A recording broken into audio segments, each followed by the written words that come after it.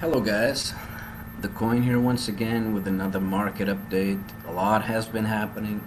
While I was babbling in the last stream, Bitcoin actually started to dump. So right now we're taking a look at the Dow Jones futures. The Dow Jones futures, as anybody can see, you know, still doesn't want to drop for whatever reason. So there's a clear market disconnect between Bitcoin, cryptocurrency, and the stock market. So Bitcoin has already fallen from the from this rising wedge here. Although um, Bitcoin Bitcoin is still refusing to do so. Let's hope it loads. It loads all of it, all of the data.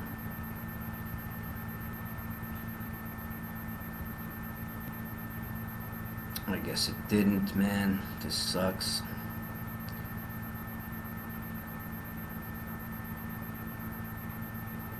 This sucks badly, guys. Because it's not putting the charts here that I wanted. So basically I was talking about this structure here, so I have to rewrite, I have to draw it again. I don't know what's going on, I don't know why.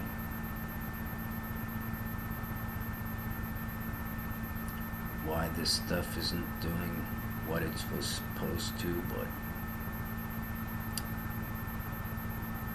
but man, this sucks. But I'll draw it again. So basically we were stuck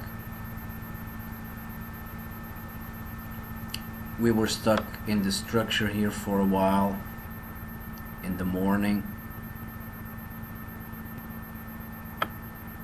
So this was kind of a flag formation here.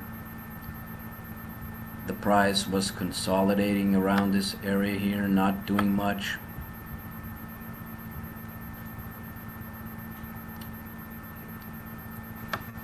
Not doing much at all. So it was just consolidating, and then after the market opened, the stock market went a lot higher. Bitcoin tried to go above these highs here, but wasn't able to do so, and it started to dump after that. So the structure that was actually forming here, this was, if you were in some kind of a trade, and this was an unpredictable one, because the bottom line is this happens in a couple of minutes, right? So Bitcoin went up, and then in just a matter of minutes, it just started to dump. Sure, there must have been a couple of people that actually saw this and actually got into, but this was a very difficult trade to do, because once again, this is kind of a zigzag, because the stock market went higher, Bitcoin went higher to this level here, the stock market dumped a little bit, and Bitcoin started to dump heavily. So this was a very difficult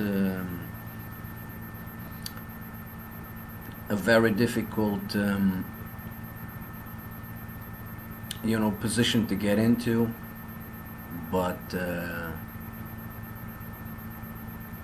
yeah, that's basically what happened with this here. So let me take a look. So this is still the Dow Jones futures market. So Bitcoin dropped from this ascending triangle, which I couldn't actually show you because the drawings were not there for whatever reason. I have to do it manually, but that's what it is. So here is the stuff that I was talking about. So Bitcoin was in a rising wedge, like I was explaining here a while ago. Look, the charts are here. Why aren't the charts here as well, man? I don't get it. Yeah, what the hell? Rename BTC Coinbase. Yeah, maybe this is better.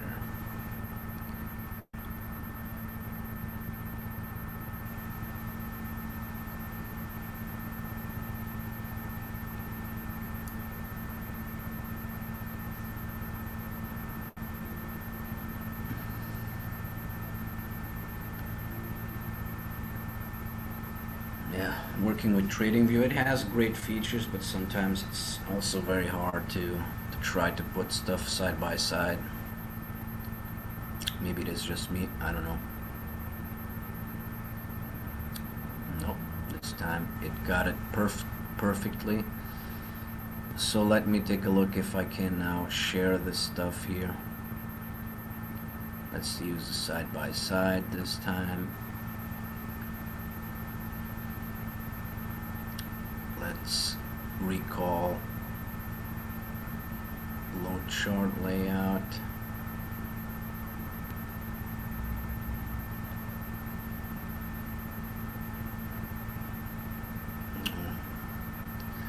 I guess I have to do it manually again.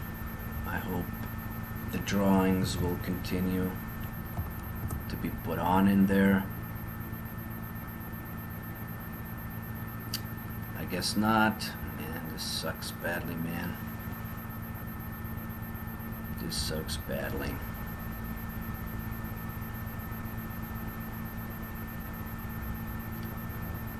Is it? I don't think it's all here.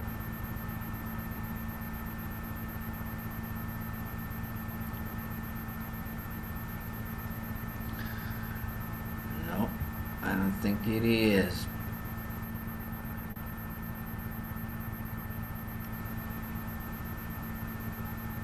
It's not, because the rising wedge is also not nowhere to be seen here, man. What the hell, man? What the fucking hell is going on with this shit, man? What the fuck? Okay, IWM once again. Yeah, now everything is showing, man. I don't get this, man. What the hell is going on?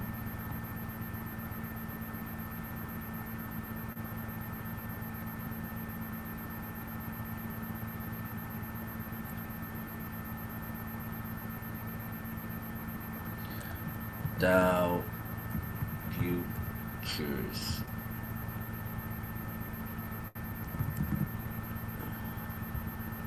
Okay, let's try it now.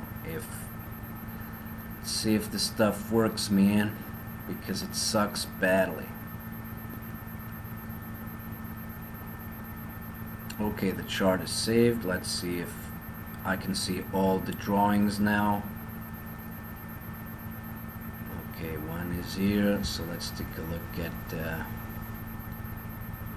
BTC USD from Coinbase.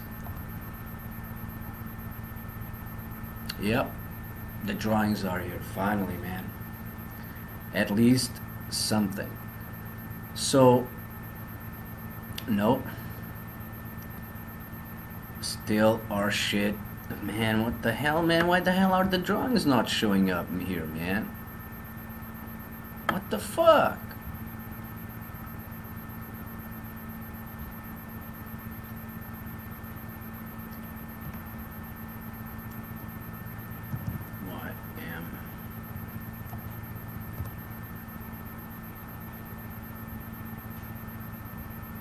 Let's save this, man. What the hell? What the hell is going on with this shit, man? Okay, let's try it again. What the fuck? And now it's not showing again, man. I don't get it. I don't know what the problem here is. Maybe it has something to do with the layout or something. I don't know. I don't know what's going on. It just doesn't want to show on the second layer here.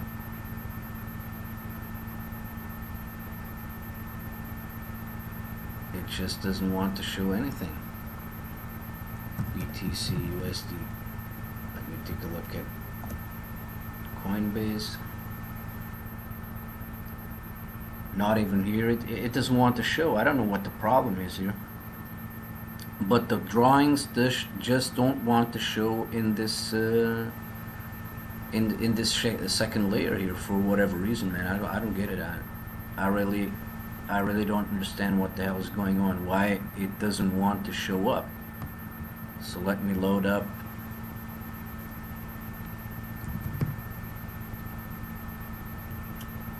the Dow Jones here.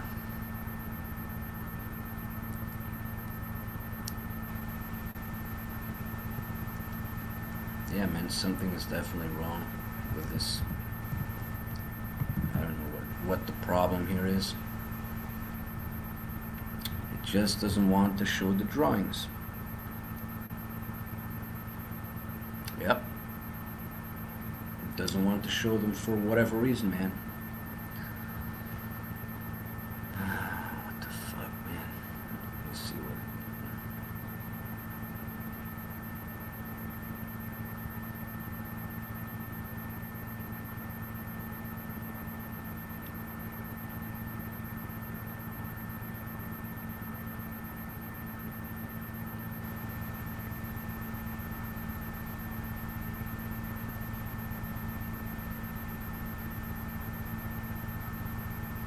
I don't know if this is the problem here.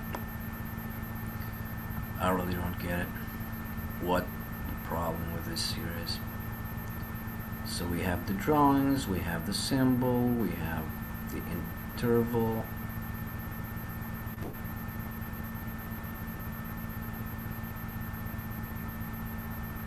But still nothing is working here.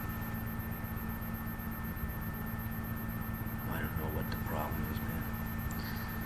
I really don't, I'm not getting this. I don't know what le problème. What le problème is in cette merde.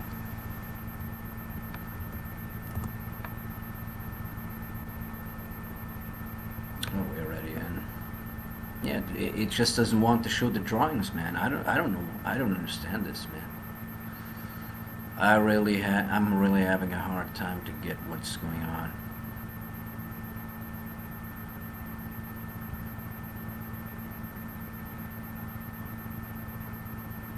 Sync on all charts. What's this once again?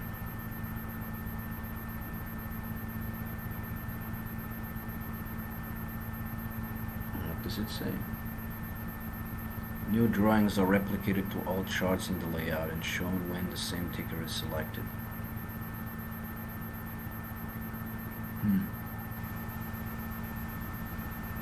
Okay.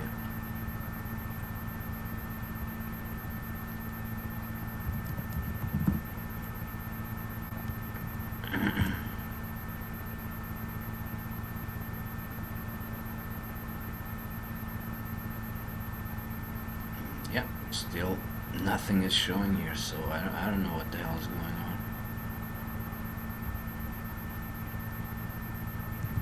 Man, this sucks.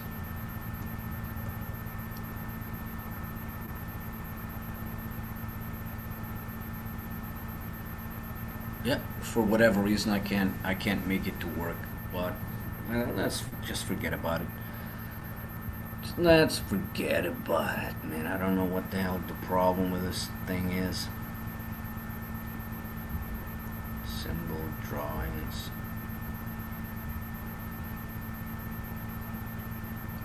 Time interval. I'm not getting this. I'm not understand what the fuck the problem with these BTC USD.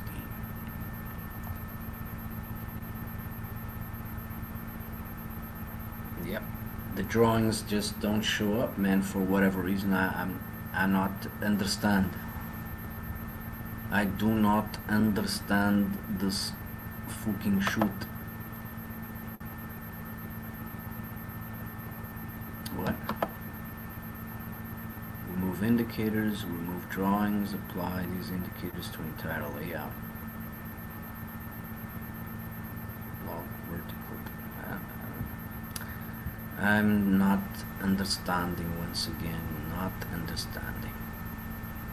So I can remove them all, I can put them back, but they won't get all of them back, so what the fuck.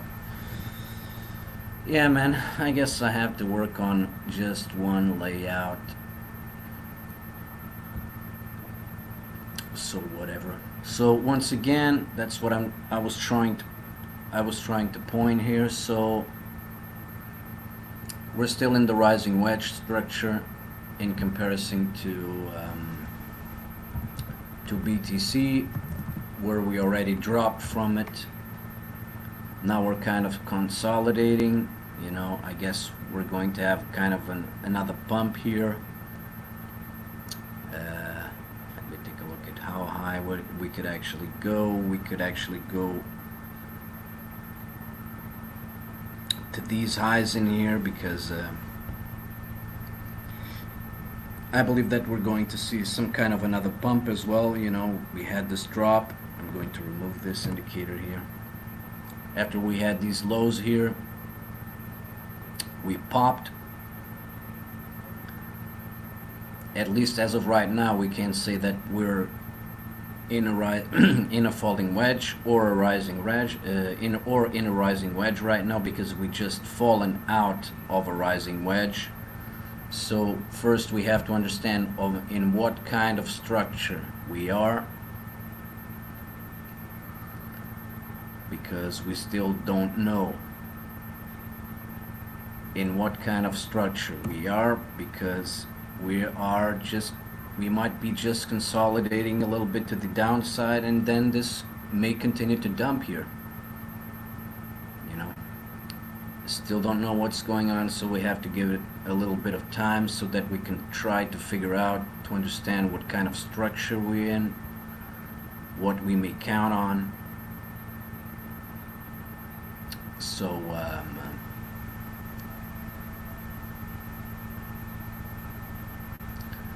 that is my mindset for right now. So basically what we are seeing is that we dumped a lot to this area here. Now we kind of are in a downtrend, or this was kind of a double top.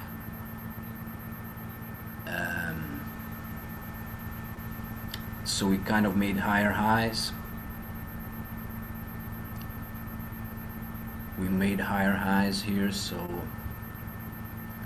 then we made lower lows, then we made a lower high, then we made a lower low, but this is not a higher low, that's not a lower low. So this was basically telling us that we are in an uptrend again. And once again, here is the confirmation live. This is the confirmation that we are in an uptrend again. So now we have to try to understand is how high we can actually go again. So this was heavy resistance, so I believe this will be tested again. This resistance will be tested again. So well, I guess as of right now we could already start to see in what kind of figure or what kind of structure we are in. So if I would read this correctly, we are in a ascending triangle, right? But it looks like Bitcoin is already having trouble to stay above it. So once again, we have to understand what does this mean. So we will give it a little time. We will put this trend line up, and and if this trend line is going to be broken, then we might be in a downtrend again, because it looks like we were already in some kind of an uptrend, but because technically we still are, but it looks like Bitcoin is already starting to find difficulties here to stay above this trend line. So we will have to understand what it will do next.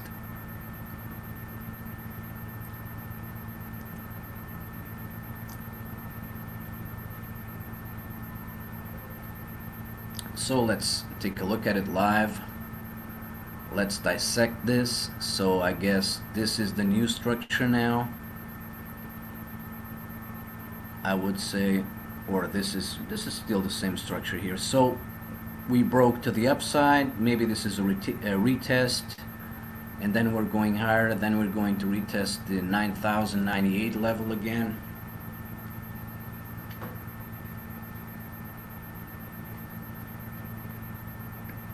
So let's see if this is the case. So we had a V-shaped recovery,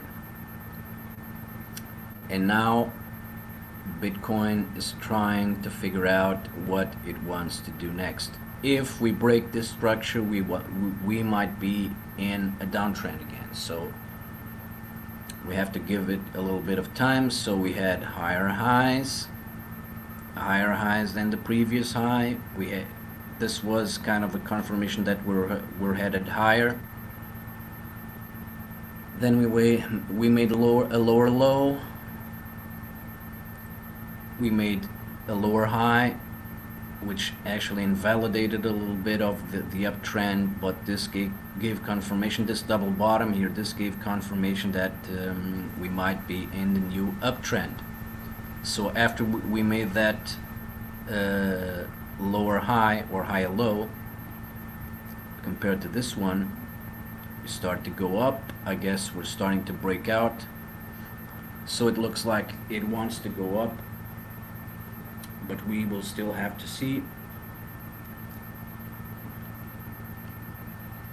But if this trend line gets broken, we might get ourselves back into a downtrend. So let's give it time to try to understand in what kind of pattern we might be in, and deal accordingly.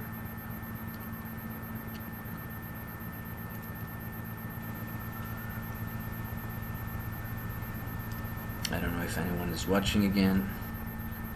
Nobody's watching, no problemo.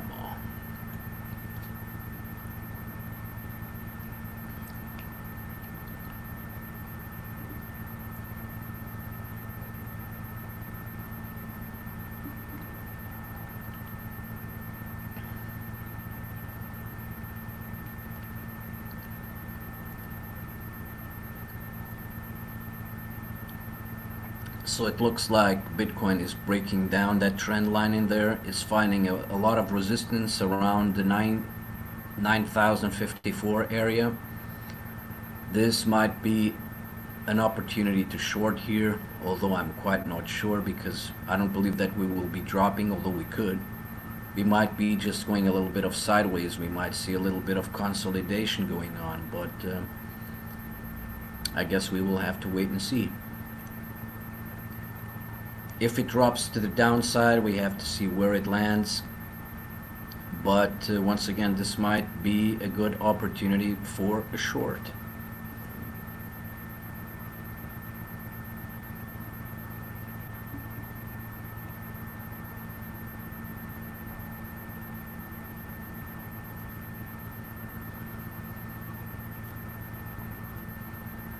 Well, according to this, it's saying that it's not high enough yet. It's not saying that it is overbought on the RSI, so there is more upside potential here. We're still at 47.74. That is not, very good for a bullish continuation, because at least we should be around above 61 to be in the bull territory here. But once again, let's check out what is going on, because this trend here might not even be a trend, because I may have to continue to draw it. This might not be accurate at all. but that's what we are here to trying to find out in what kind of pattern we are, because it just dropped, and yeah, we have to assess what is going on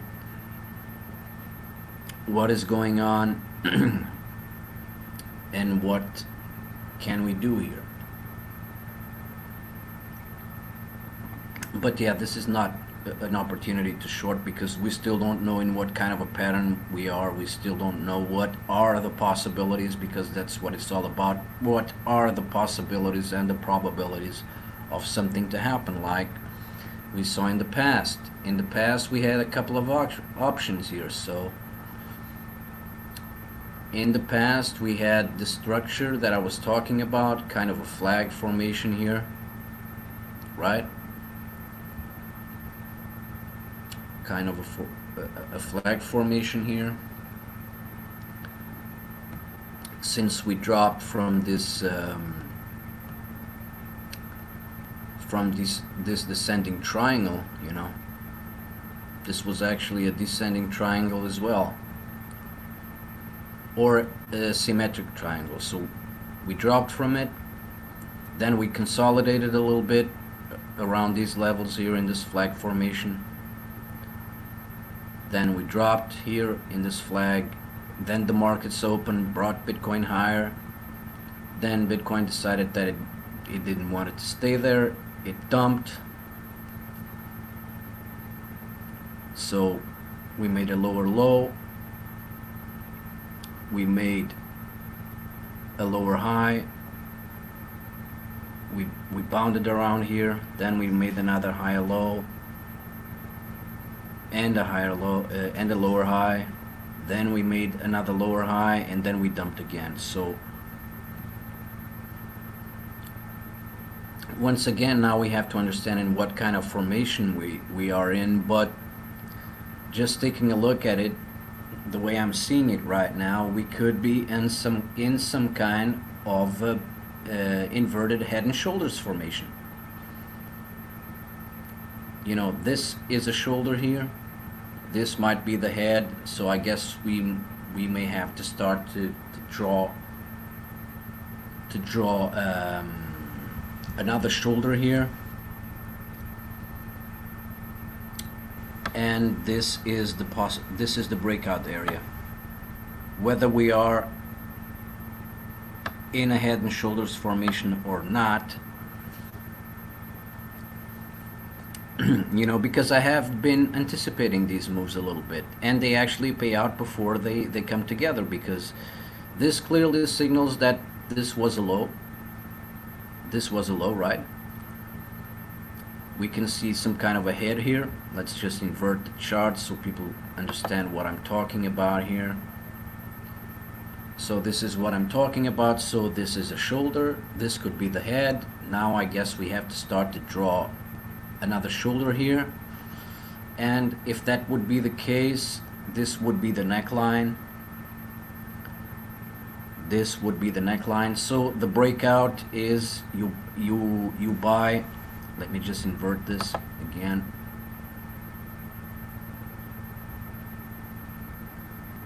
Let me just invert. So you buy the breakout, right? But like I'm saying, this is not validated yet. All I can see here is this is a possible shoulder. This is a possible head. Although according that we were making making lows, it is possible that we may break up to the outside, whether we have some kind of a head and shoulders formation or not. But once again, we have to wait for confirmation, right? So I would suspect that if we are going to ride some another shoulder here, we're going to make some lows. We're not going to make higher lows, because that would invalidate the head and shoulders pattern, is to break this low here, 8,938. So we already figured the neckline here. So maybe we will start to do the same thing, and maybe we will drop to 8,976, and making some kind of a pattern that we did here. I don't know. But let's wait and see once again.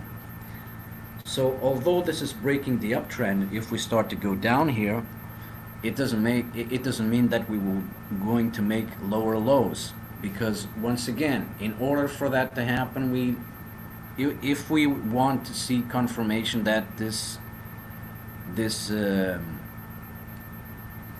downward trend line is not broken, is we can't go lower than 8,940 or 38.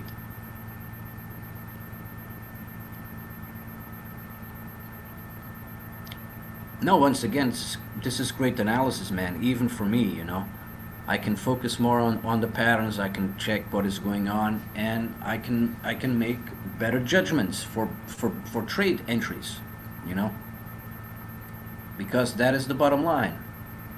We have to assess the market to try to understand what it is doing in order not to predict, but to make a high probability trade. It's not about predicting, because there are always two sides of the coins in the market. So there are more probabilities for to go to another side than the other. Once again, for me, before we broke up this structure, just because of this flag here, this flag formation that we're doing here, I really thought that we will break to the downside. What I wasn't expecting is for us to retest to go to these highs again. But indeed, we did go to these highs, and then we dumped. So once again, the market is playing tricks on you, and it looks like there is a clear disconnection between the Bitcoin market and the stock market here, because basically, you know, stock market opened, it made new highs like it did Bitcoin for the day, and then Bitcoin started to dump, but the Dow Jones basically stayed around this area, or the Dow Jones futures. So there is a little bit of a disconnection in the market right now. Bitcoin is dumping more than the stock market is actually doing. Although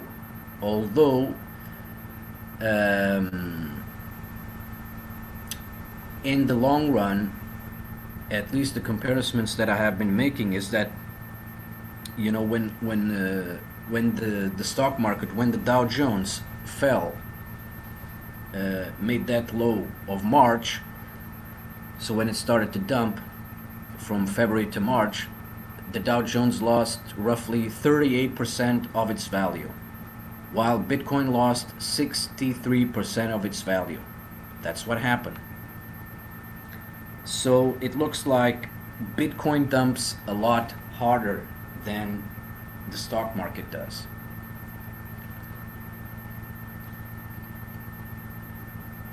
So once again, let's wait and see what's going on with this. This could be a possible breakout. It's, like I said, it's still hanging on in here.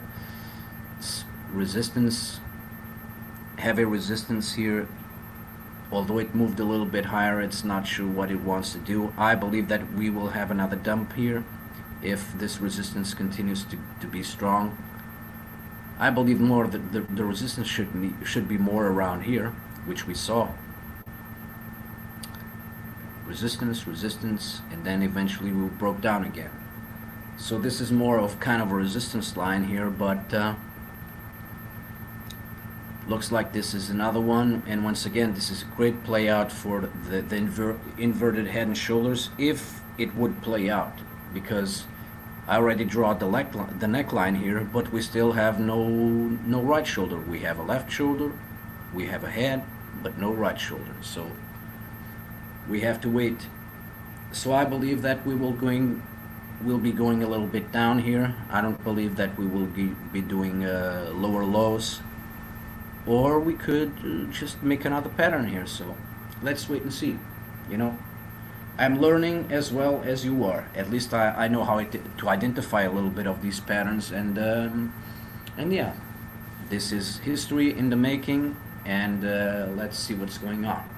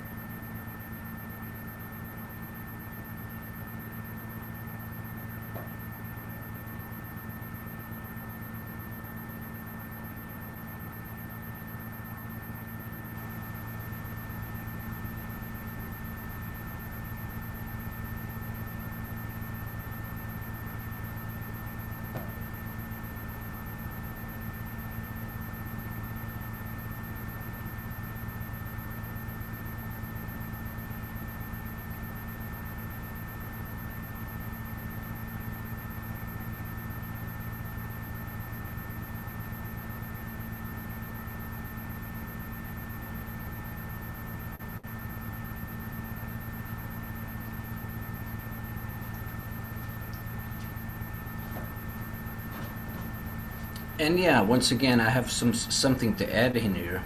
It's not that that I did it, because once again I was actually busy, making a live stream as well, so I never caught this move. But if I would have to make some kind of a trade here, that's exactly what I would do. If the market was supposed to go to the downside, I would put a conditional order around here, right? So if that conditional order would have been filled, that means that if that order would have been filled, I would make instant profit. If I could take profit right away in here, because I could be counting on this resistance here, which we actually did. But although we actually went lower than that, so the futures is telling me that it's crossing a line. Maybe it's going to the upside. I would think so, because it looks like Bitcoin wants to go to the upside as well. Let's take a look. Yeah, that's exactly what is going on. So the futures market is trying to go to the upside, but in this case we also can't dismiss that there is a head and shoulders potential here as well, right?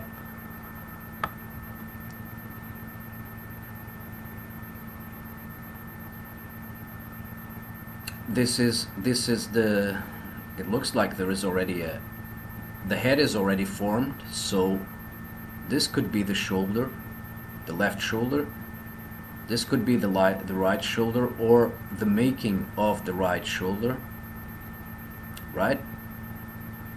So yeah, I'm having a little bit of a problem just to understand where the neckline is. Is this the neckline? Is this the neckline? Because I don't think so. I would think that this would be the neckline here, but it doesn't make any sense, because I'm actually anticipating the market, which I shouldn't be doing. But these kind of head and shoulders pattern, when they're steep like this, they don't make any sense whatsoever. So I would think that this is still a better shorting opportunity, but not as of right now, because we have to let the market go above, I think. Like I said, I'm anticipating the market a little bit, and I shouldn't be doing it. Well, and if I want to make a trade, basically, because if this is some kind of a head and shoulders scenario here, yeah, this is going to be a little bit hard to trade, a little bit hard to get to make an entry position, because like I said, if this is a head and shoulders pattern, we already had the head, we already have a shoulder here, this one or this one, and now we already also have another shoulder in here. So what we have to try to understand if that shoulder is going to be higher or not. This is a little bit of a hard one, because according to what I see, this is the neckline here, so I can't just push the neckline here to the downside. It wouldn't make much sense, although maybe we could consider this the neckline. Maybe we could consider this the neckline. But yeah, just let's say that the neckline is here, although it makes more sense for the neckline to be here. So let's see if we make that higher high to make the final formation for the higher shoulder, or if the market wants to go higher, right? It could happen. It happened a lot of times. It happened in the Euro USD market. I actually thought it was a head and shoulders pattern, but it kind of behaved like a head and shoulders. And what I mean with kind of, we actually went higher. So where is it? Yeah. So I thought this was the head and shoulders here, right? This was the head, this was the left shoulder, and this was the right shoulder. I actually started to short since here, because I was actually seeing that we were changing the trend, right? So we dropped from here. We had this ascent, this how is it called again? This symmetrical triangle here. So I made this trend line and this trend line, they conjunct in here, and when I saw that the price dumped from this level here, I figured that would be the buying point. So you want to buy the breakout to the downside. So before that, I wasn't even counting on the head and shoulder, or maybe here is a little head, here is a little shoulder, here is another shoulder, but we had this symmetrical triangle, and when we broke to the downside, that was confirmation that the trend was changing to the downside. Then we started kind of make these valleys here. We went higher, and then it dumped. We made higher highs again, and then we continued to dump. So right now we're kind of in a new formation. I still don't know what kind of formation this is. I'm trying to make sense of it. Let's just draw some tools here to try to understand of what kind of formation we are in. Maybe drawing a couple of them to have more insight on what is going on. So we can't really call this a symmetrical triangle because it's not. But I guess the same goes to here. If the price is to break out this kind of, it's not really a symmetrical triangle. If it is about to break to the upside, then we may have higher prices, maybe testing this area here. So this is a first take profit area. If we continue higher, and if we feel a little bit more confident, then you put your take profit area around here, you know. And eventually, just because of this trend line is already here, right? This trend line is already here. You could set up a third take profit, but as this structure is actually done, you know, I don't believe we would gain more than this here, because we have to understand that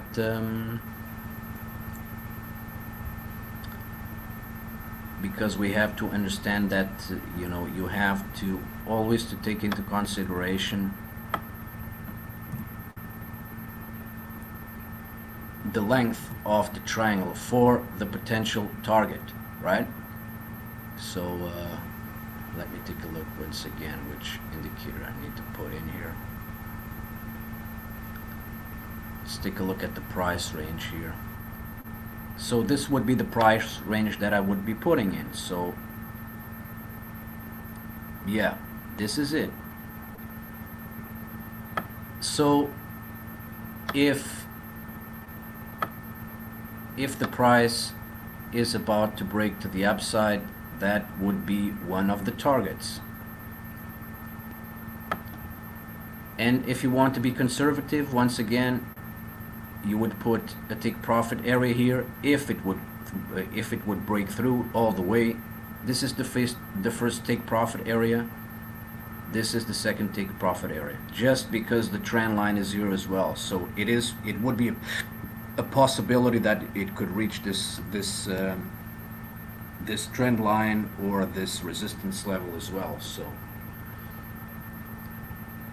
I'll just leave that open. I'll go back to the BTC chart, and we may eventually find out what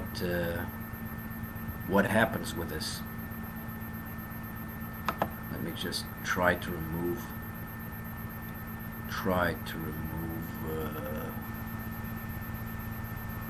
the price thing here. Background, label background.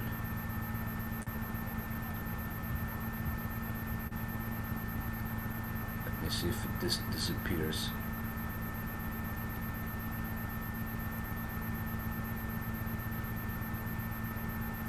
Yeah, the price is still built in. Well, I actually want to get rid of the price, or these numbers here. I don't want to get rid of the rest. So let me see if I can do something about it.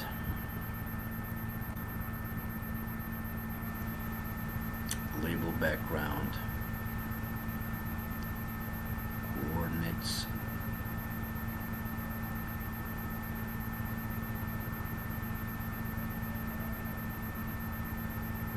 Yeah. Price bar 1, price bar 2, visibility, seconds, minutes, weeks, month, and ranges. So let me just remove these price targets here because I don't want to see anything in here.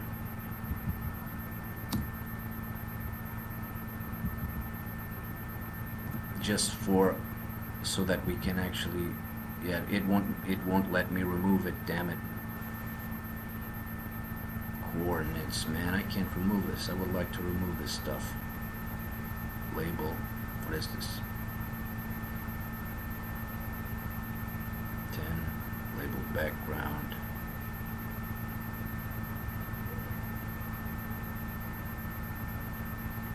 Yep, this works as well. So we have to take another thing into consideration. It's breaking to the downside right now. This would be, at least for me, still a no trading zone. So what I will do is just clone this and put this right down here, because this could be a potential target as well. So I don't have the pivots on, so let's see if a pivot is actually near here.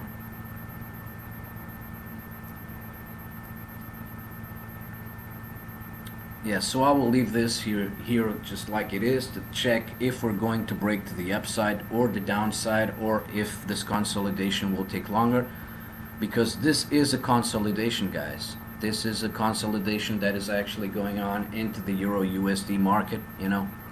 If I would be trading this, I guess I would be staying on this chart, but you know, let's take a look at what is going on in the BTC USD market once again. Let's see what Bitcoin is doing. So Bitcoin once again is having a hard time at this resistance here. So let's see if we are going to see a drawing of another shoulder here.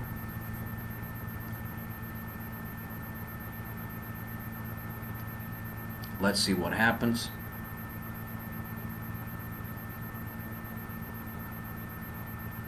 It really doesn't want to do much as of yet.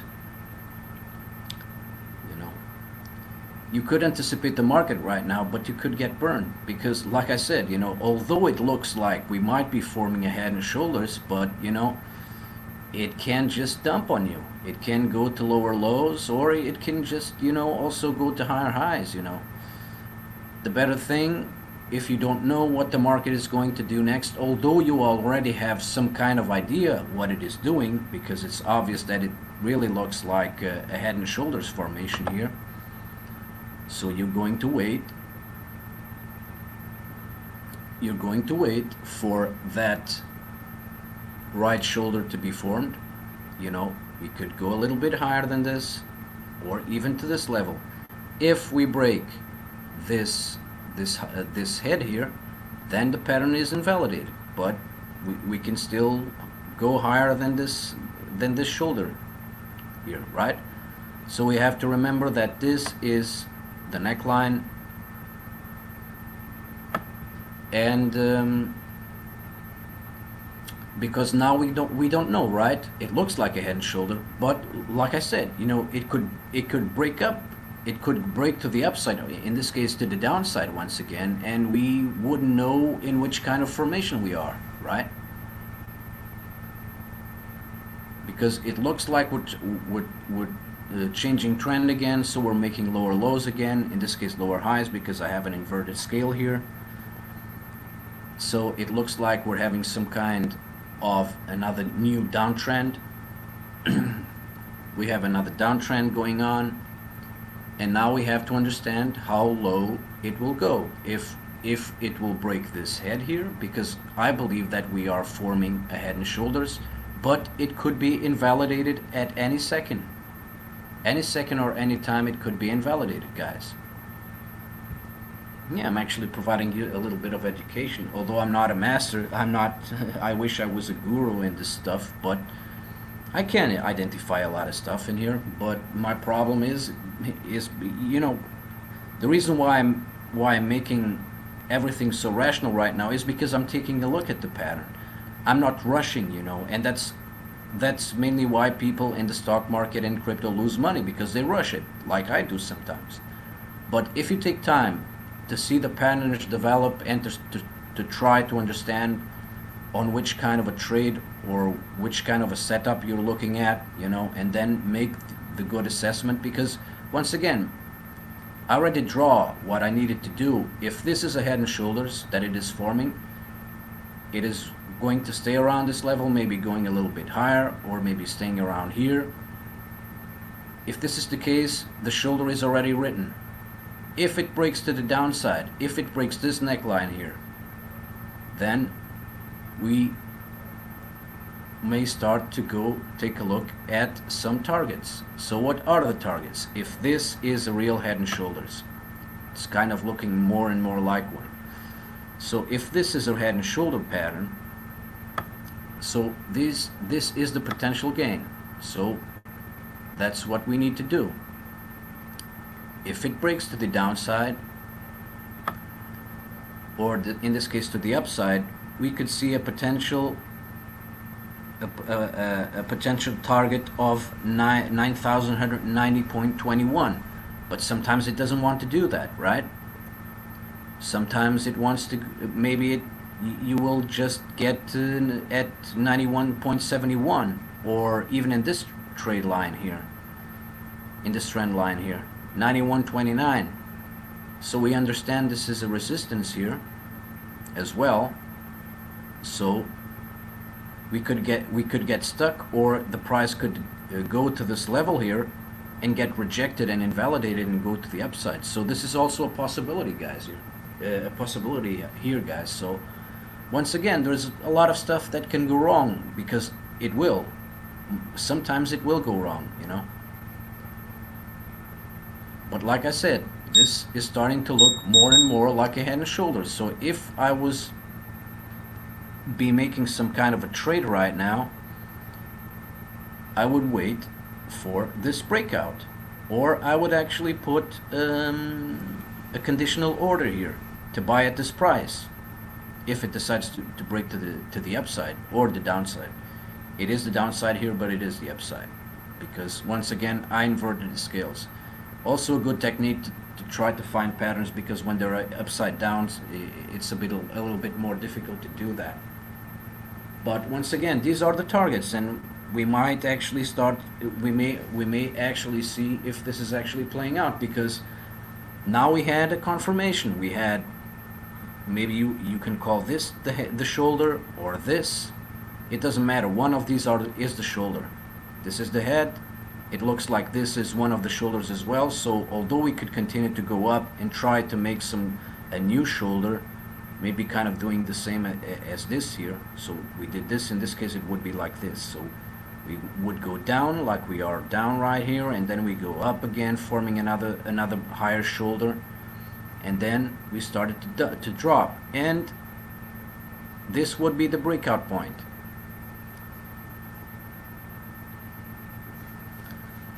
So that's what I would do in this case. Let me take a look once again at the Euro USD market to see what's going on in there as well.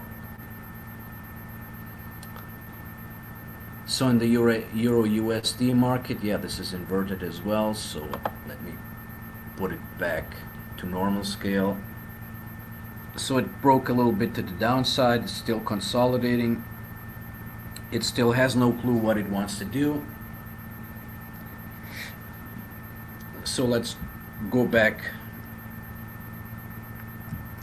to the BTC USD to try to understand what the market is doing there as well. So let me invert the scale again so that we can have a better look at this.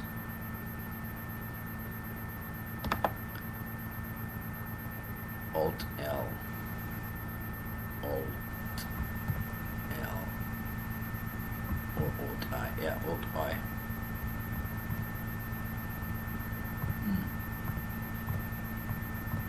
Okay, Alt I.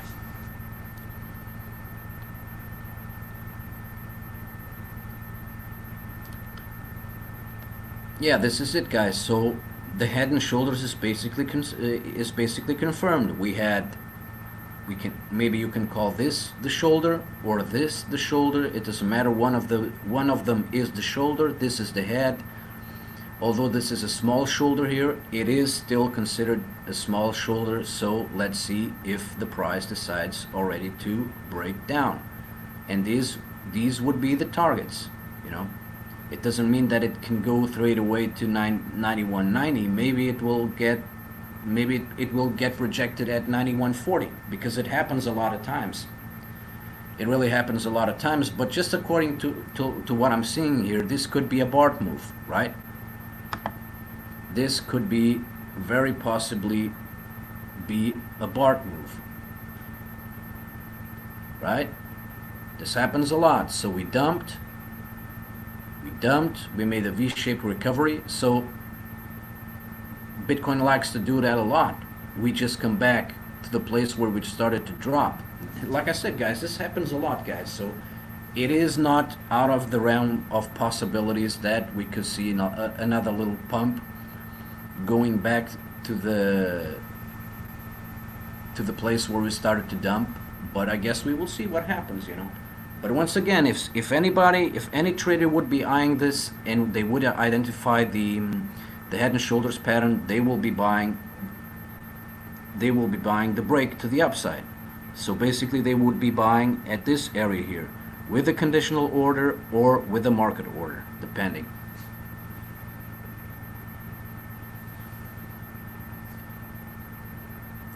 Although this, once again, it's still risky because we've been here just already and we got rejected, and there is still a possibility that we get rejected around this area here, right? So even this trend line here will help you to tell you if the price gets rejected around this area or if it goes up. So let's take a look at what the futures is actually doing.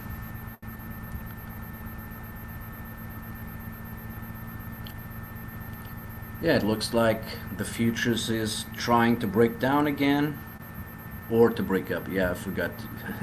This is inverted, so I have to put it back. No, this is the real deal. So what is going on with the Dow Jones futures? So what I'm seeing here is that, once again, potential shoulder, potential head, like I was talking about before. Here it looks like the shoulder here, right? So if this is the case, I would consider this the neckline, and I would break it. I would wait for it to break to the downside to make a move here.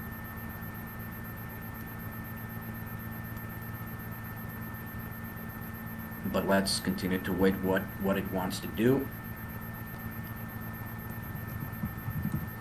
Let's go back to Bitcoin and see what it is doing. So it kind of broke up out of the structure.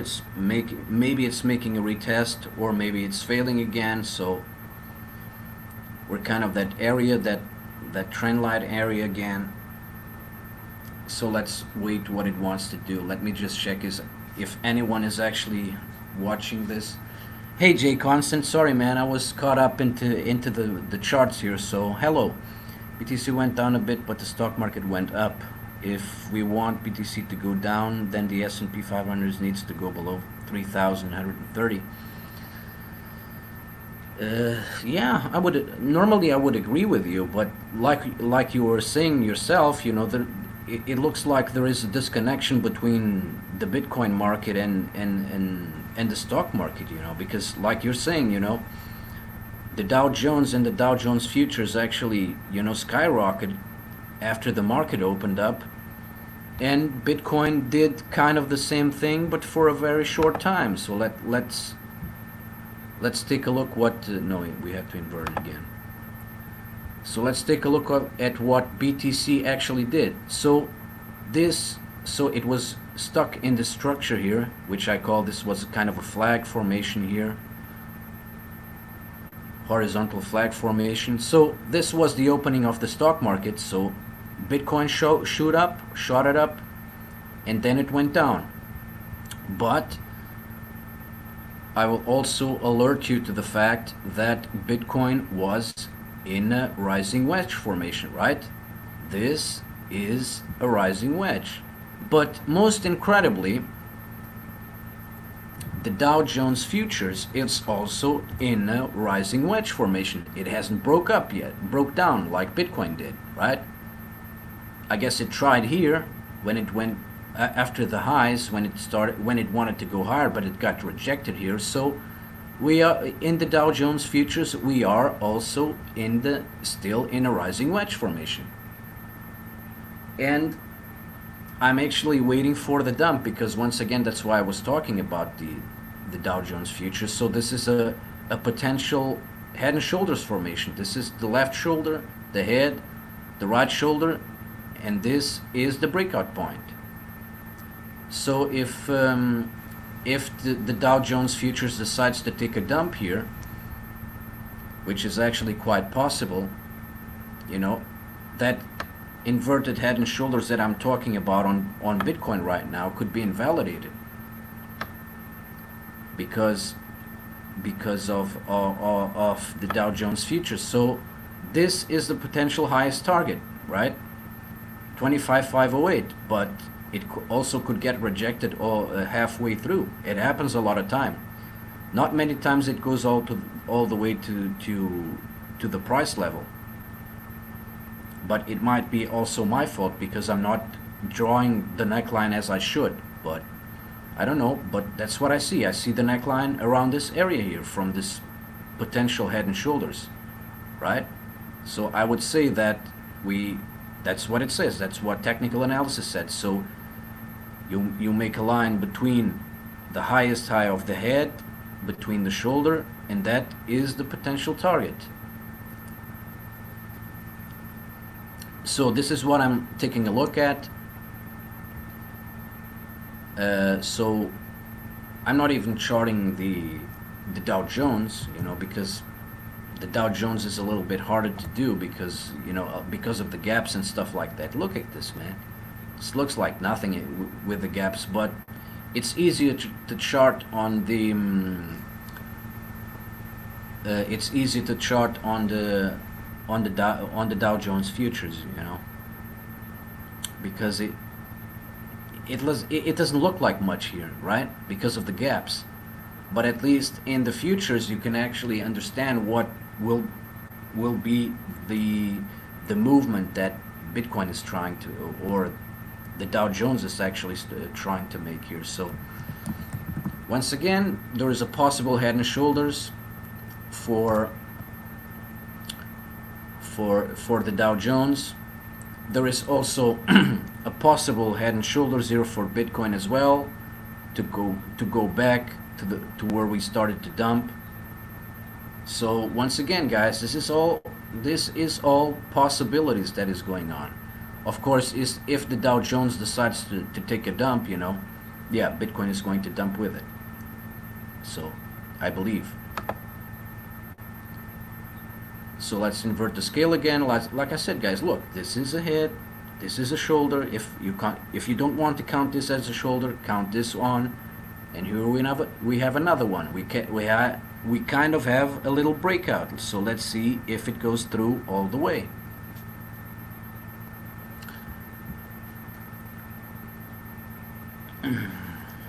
Yes, I am watching. Yeah, man, I'm trying to You know, look, I like this stuff. I like charting. I like making this stuff. And what is most incredible about this is that as I am watching the charts, you know, I'm learning. You know, I'm trying to share a little bit of my wisdom of what I have learned in technical analysis, and I'm learning myself because I'm taking a look at these patterns live and I'm taking them serious and I'm making assessments of the market and I'm making possible entry positions, you know, and possible exit positions, and that's what an experienced trader does. You know, he doesn't go blindly into the market. He tries to find out where he wants to buy and where or where he wants to open a position to the upside or the downside and then see the potential target.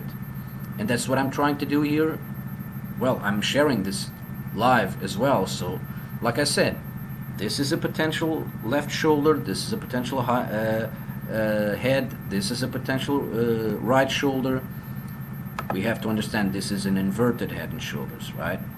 I just scale it back so I can see and I can identify it, because it's harder to identify these patterns when you look at them normally, you know, because inverted like they are, sometimes it's hard to miss, and we don't even take a look at them. We don't even acknowledge their existence, but they are here. So once again, this is a potential target if Bitcoin, so this was the neckline, it's already starting to break out, so we have to understand if it wants to go, or if it wants to go back down and maybe make a bigger shoulder and then try again. So there's still a lot of resistance here, right?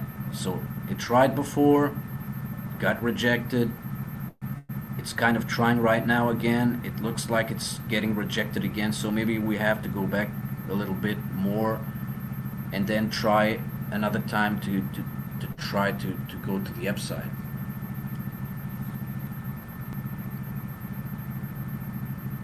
But yeah, let's just invert this again just so that we can track it better.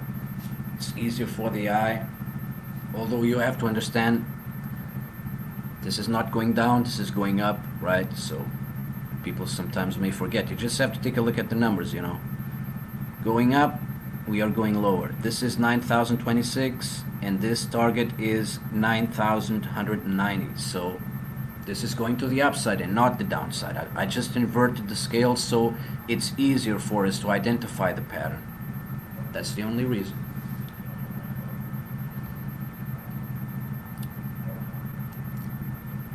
So let's see what happens. Maybe we see something happening live right now. Oh yeah, I forgot. There is still the Euro USD. There is a kind of a pennant formation here in the Euro USD. So let's take a look at what's going on with it. Yeah, the Euro USD is also still trying to consolidate, is still trying to understand what it's going to do.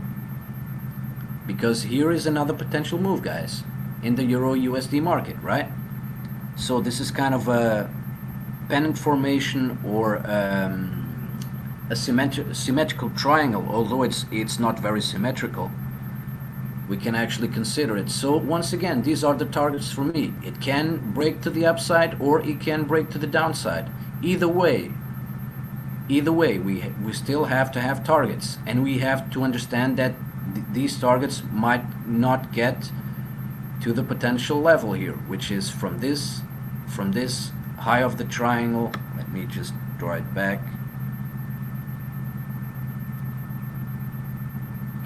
Kind of like this. From this side to this low, this is your target. Although, once again, we might not get to all the move. We might just get halfway with it. So we only might get a breakout only to this level here at 1.12468. That's why in this case it is good to have some pivots, although they might not help you with that. Yeah, they really don't help you. So there is a pivot point, so there is resistance here. And then let me see if there's another resistance line in here, which actually should. Yeah, let me just put this back into log. Yeah, so we had we have a resistance down here, so it is possible that we could go to this side, because once again there is resistance to the upside, and we have support down here. So just by taking a look at this, because of the price is having a hard time to break this resistance area here, it could break to the downside, but it could also break to the upside. So we have to wait for confirmation. And how do you wait for confirmation? Is to break from one of these structures. But we have to understand, and I've seen this, I have seen them throughout the days lately, that they break out and then they fail. They come back and they go to the other side. So that happens a lot as well. So the patterns are not 100%. So you always have to put a stop loss order in here for you not to get burned. So this, once again, this is a potential trade here. These are the targets. Let me take a look at BTC USD once again, because nothing is happening on the Euro USD market. So yeah, like we are seeing right now, Bitcoin is still consolidating. It's still having a very hard time breaking this resistance here. So I guess if it is not able to break the resistance, it will go down. It will consolidate a little bit more, maybe creating another higher shoulder. Then it will try again. That's what it does. But if this really was a very bullish move, then we would be already in there. If there would be a lot of buying orders, this would have already have happened, like we saw in the past. There was a lot of buying pressure in this area here yesterday at the highs. The stock market was high, Bitcoin was high, a lot of buying orders were pushing the price upwards, like we can see in here. Damn, still, yeah, I have to invert again. So these highs, these are the highs that I'm talking about. These highs here. So there was a lot of buying pressure, you know. It continued to bring the market up, kind of like the stock market. The stock market actually went even higher. So there is a little bit of weakness on the stock market today, and that especially shows on the Bitcoin. So let's get back once again to see if something happens. I guess the market is a little bit exhausted right now from the move of the last days, and even from the move of today, you know, because once again it tried to go to the upside, and it got heavily rejected. The stock market, I mean, right? So the Dow Jones futures, you know, got stuck at this resistance line here, and it broke up 2 times to the upside, but wasn't able to do it anymore, so it just dumped. And now it's kind of consolidating, and I'm kind of hoping for it to be a head and shoulders, although if this head and shoulders plays out, the Bitcoin head and shoulders might not play out as well, but it could, because like we saw in the beginning of the stock market, Bitcoin pumped and then it dumped, so it can actually pump again before it dumps again. So it's, look, all the cards are in the game because of how the markets are behaving, you know. So once again we have head and shoulders here, shoulder, head, shoulder in the Dow Jones futures. So if you identify the neckline, which is this, you just wait for it to break out. So here is your buying area.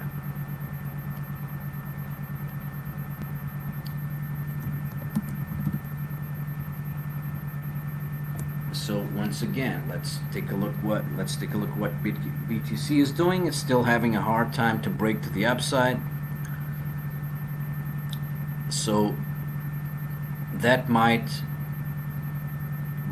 be the signal that it may not happen. But once again, it might break to the downside. In this case, the upside a little bit to consolidate here. Might consolidate a little bit and then try again and maybe go through. So this happens a lot. As more times the resistance is tested, as it is more possible for it to break.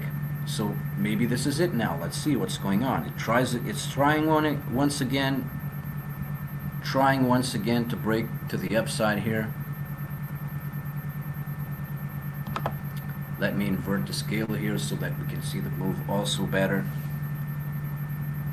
So it's trying, but it's really having a hard time, you know. This resistance line is really heavy, man. It's not letting Bitcoin through. Since it got rejected, it went up a little bit here, tried to go up again, rejected. Oh yeah. Let's take a look at what the Dow futures is doing. Yeah, I guess I have to invert the scale again.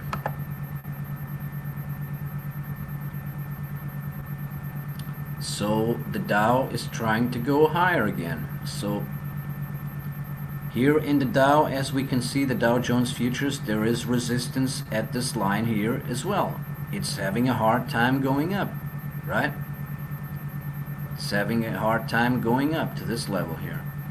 So there seems to be a lot of resistance for the markets to go up since they have dropped. I don't even know what the Dow Jones is doing, but let me take a look. Well, it looks like the Dow Jones is not having that much of a hard time because it's starting to go up again. So just taking a look at the Dow Jones and seeing it breaking, it is possible that that head and shoulders pattern on Bitcoin will actually fulfill itself, because the Dow Jones, the futures market, well, it still is getting rejected here. It already went up once, but came back again, so it's trying once again. Maybe it's going to break out. So let's take a look at what BTC is doing, because the inverted head and shoulders on BTC might actually play out. So let us watch it.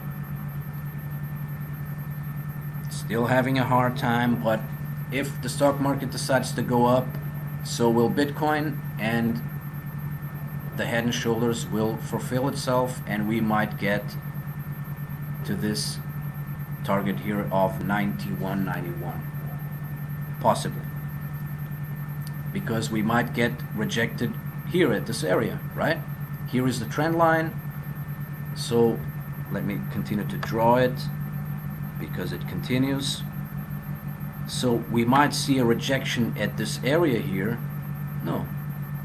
Yeah, we might see a little bit of rejection, or, you know, it might sit here a little while and then completes the move here. So it's a possibility, but like I said, guys, let's wait and see what's happening here. Let me go back to the chart or to the chat to see what's going on. Yeah, Jay Constant, go ahead, man. No problem. Thanks for watching, guys. Or at least Jay Constant, you are the only guy, or were. I don't know if anyone else is still watching this, but I don't care, man. I'm not doing this because of the views, although yeah, I would like that anybody would see this. Any content created wants to see his content be watched, but you know, I'm doing this for fun.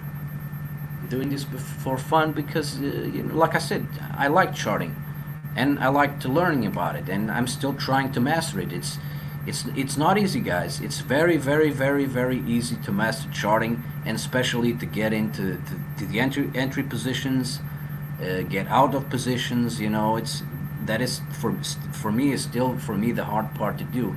I'm starting to identify more better the uptrends, the downtrends, you know, but I'm still very impulsive sometimes when I want to make trades, and that's what I have to start to lose, you know. I have to start to lose this impulsiveness so that I can assess the market better and make better trading decisions. That's what it's all about, guys. So let's see what's going on here. So once again, Bitcoin is getting rejected here. So it's going back to the downside. let me take a look at what the futures is actually doing, because if Bitcoin is dumping a little bit, yeah. Nope, it's inverted. I have to put it back. So the Dow Jones futures actually is breaking out from that line there, although there are two of them. Or no? Nope. It started to break out, so it is still a possibility that Bitcoin can actually break out as well.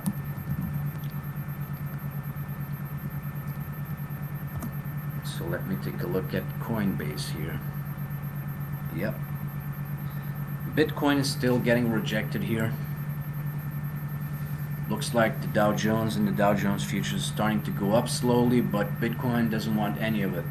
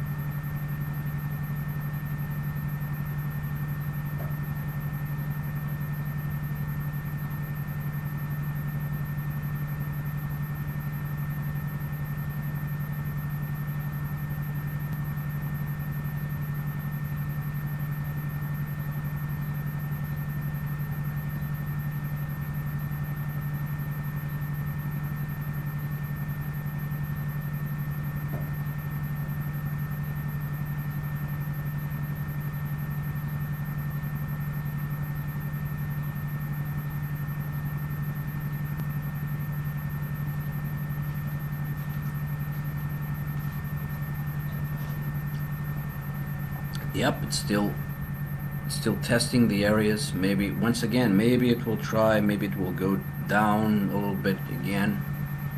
Maybe trying to make lower lows here,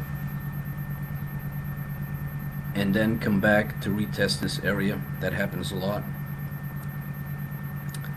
When the price gets rejected, that's what happens. That's what happened here. So basically the price got rejected here. Got rejected at 9255.54. Was a heavy rejection area, was a heavy resistance area, and it dropped. While the stock market, continued to,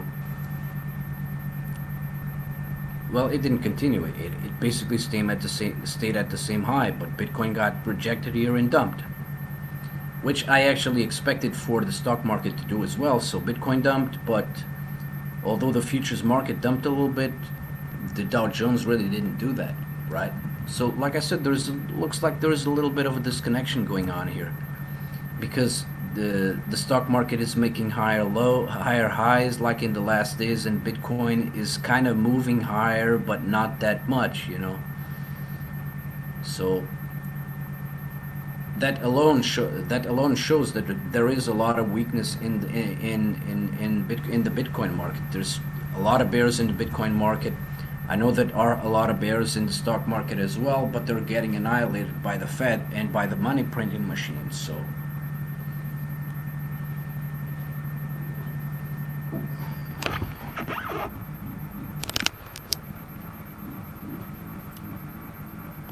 let me once again take a look at the Euro USD market to check what's going on.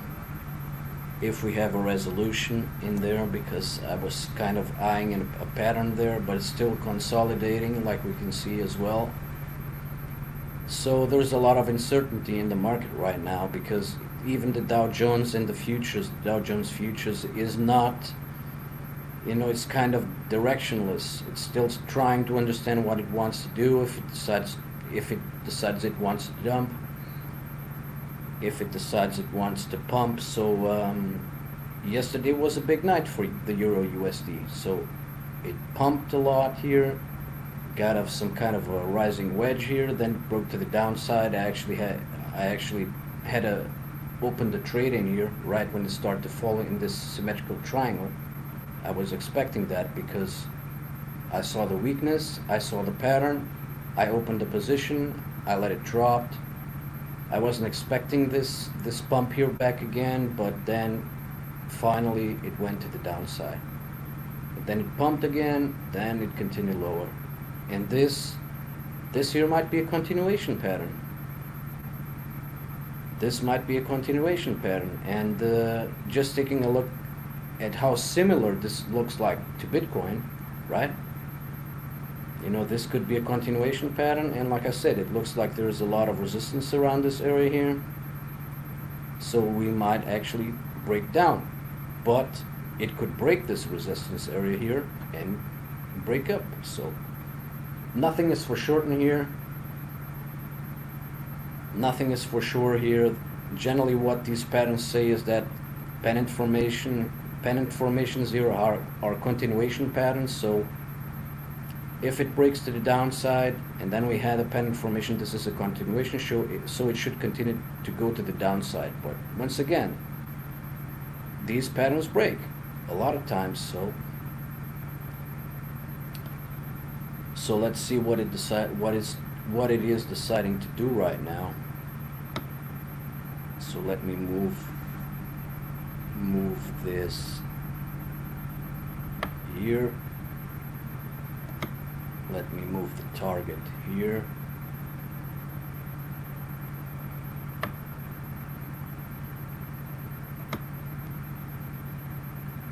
Yeah, to see where the potential target is. So we still have no clear direction here. It looks like it wants to go to the downside, but there's still no confirmation. Maybe it's coming now.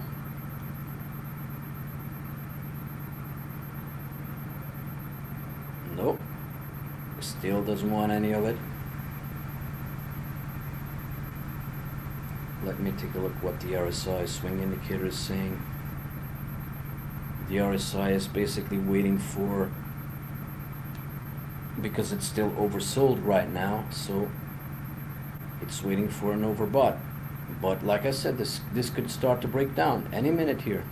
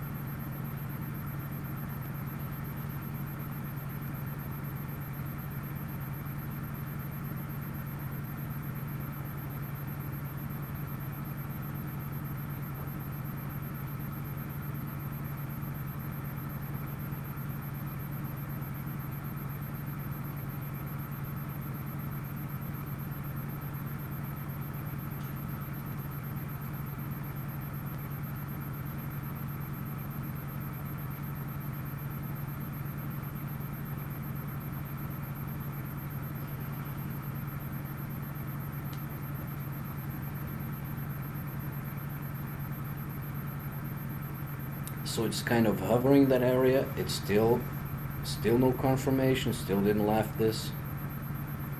Let me take a look at BTC USD again.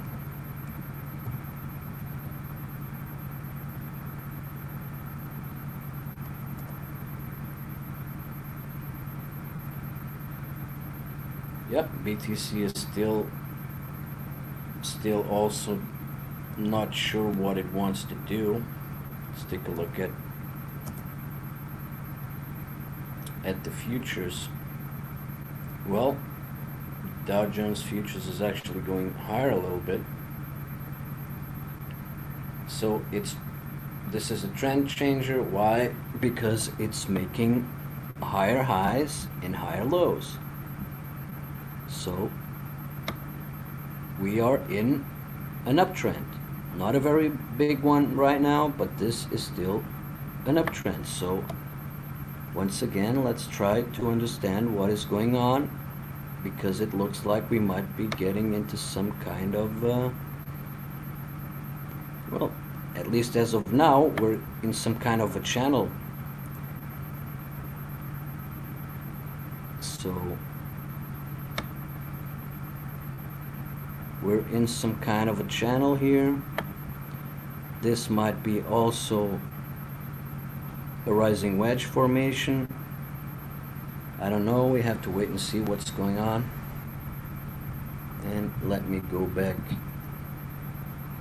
to the Euro USD pair, and maybe I will make a little trade if I find confirmation here.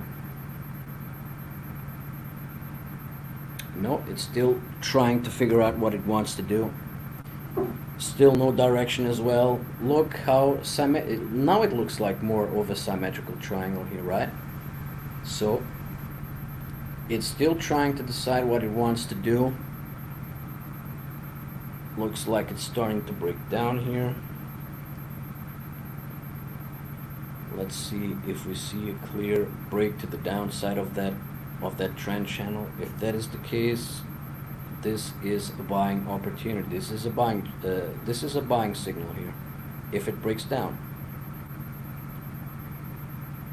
because mostly what happens with these patterns is yeah, sometimes they fail, sometimes they go back to retest the trend line, and then it continues the movement.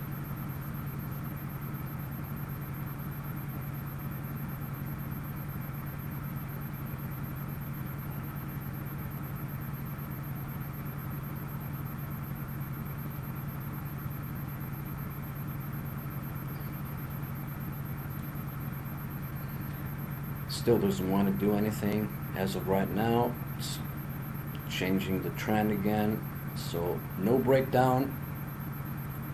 Remember, there is only confirmation for a buy signal when it breaks out of the structure to the upside or the downside.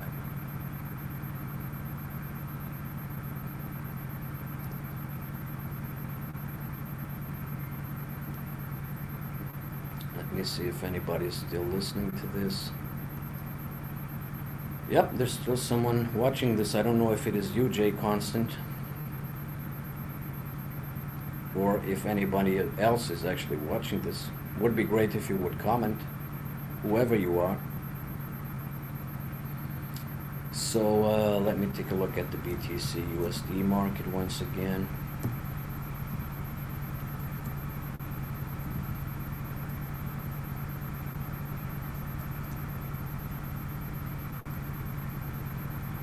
Yeah, Bitcoin still finding a lot of resistance here in this trend line. Really doesn't want to do anything much, but it's still consolidating like the rest of the market right now. Let me just take a quick look at silver as well to see how the metals have been performing today. So yeah, it looks like silver is actually, let me see.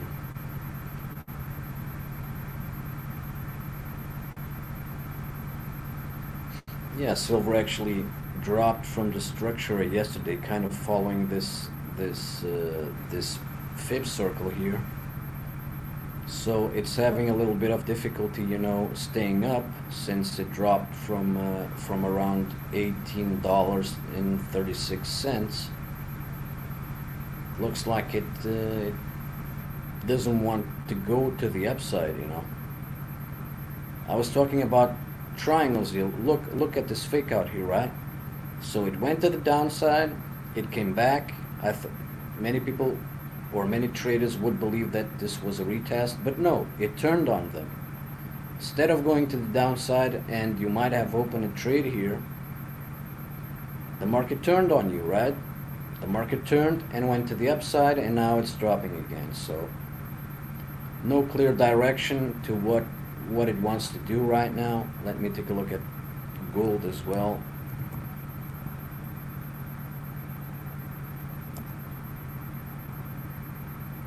So the gold market, well, the gold market, kind of the same situation here. although the gold market looks a little bit better. Look at the structure, how similar it is from the silver market, right? This was a rising triangle, so it went down, it broke to the downside once again, it broke to the downside, it came back and then turned on everybody.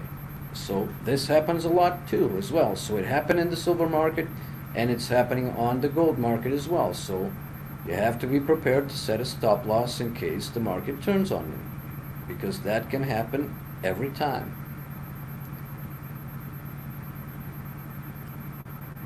So this could be kind of a potential head and shoulders, although, I'm not seeing any higher shoulder here.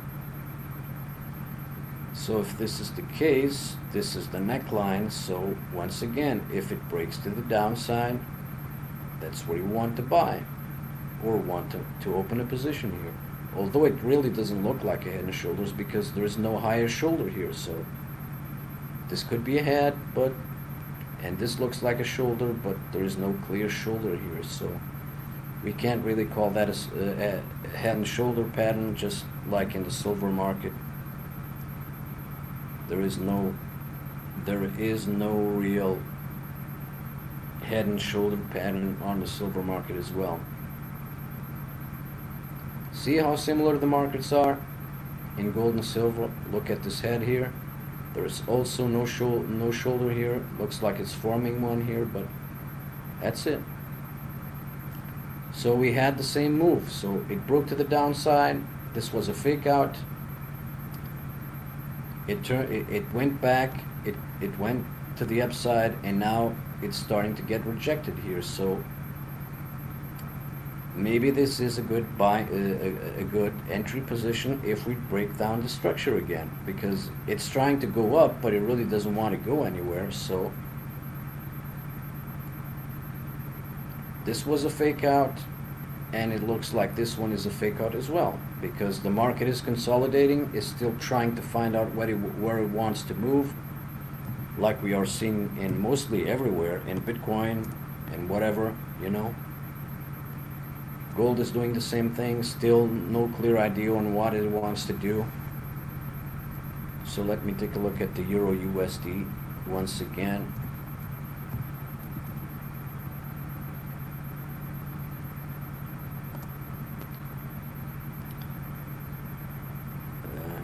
Yeah, the euro, kind of the same situation happening here, it's still on this ascending triangle, or in this symmetrical triangle or pennant formation, and it still doesn't know what it wants to do right now. So the market is very uncertain right now. There is no clear direction going on here. Let me just go back to Bitcoin once again. But just the weakness that I'm seeing right now in all of the market, that might be a sign that we're going to continue to dump, right?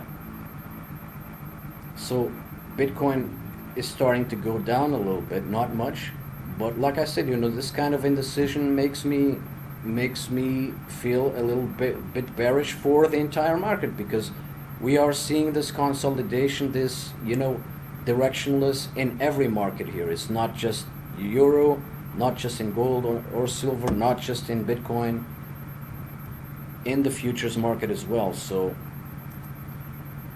the market is still trying to understand what it wants to do, because it looks like it still doesn't know what it wants to do. And so now the Dow Jones futures is kind of making an ascending triangle inside of an ascending triangle, right? We have to understand that the futures market is in an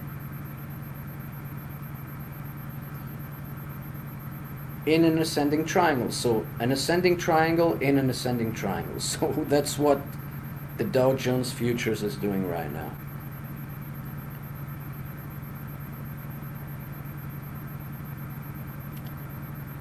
So there is a big chance for it to break down.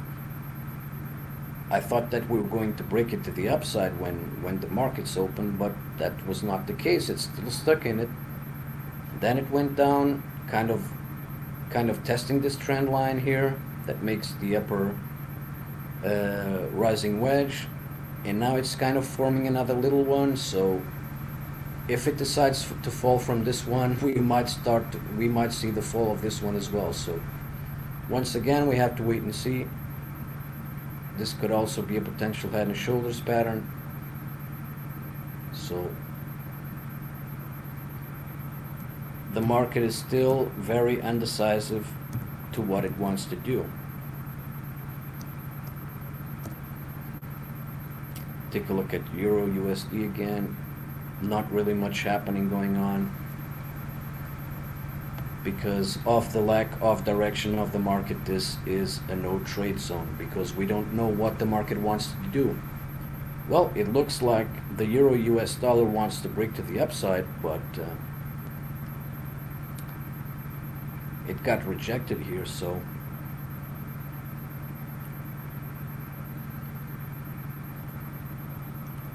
I don't know. I wanted to make a trade in here, but I guess I'm going to wait because of the lack of direction here, because there might be another fake out here, and I really don't want to make a stop loss order in here as well. You know, there's a lot of indecision, man, and even in this kind of pattern that it's doing, it looks like it wants to break to the upside, but you know, once again there is a rejection here, so this is a shooting star, I believe. And this is, yeah, it's basically getting rejected once again in this level. So this is not a breakout confirmation yet because of the rejection that it's having right now. It can change any second now, but it really doesn't look like it wants to go anywhere. So because of what the market is doing, I'm not going to open any position whatsoever because there's a lot of direction here, a lack of direction here. So yeah, in this case it's breaking to the upside. So let's see if I should open that position or not, because I didn't open it, because there's still a possibility for it to pull back again. It happens a lot of times as well, and it might actually get invalidated. This might be a fake out as well. So because of the uncertainty of the market right now, I do not feel confident to enter this trade.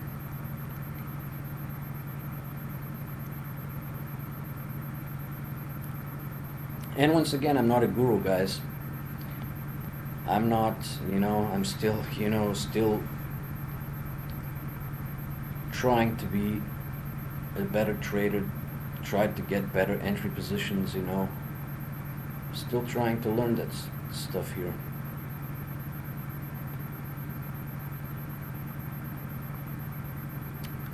So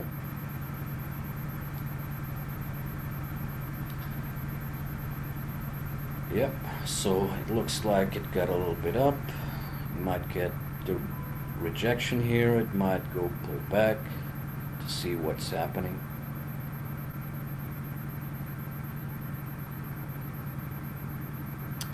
I think it was here in the euro market as well that there was a rejection here. There was some kind of a pattern that it was doing, and then it failed. Was it here, or where was it?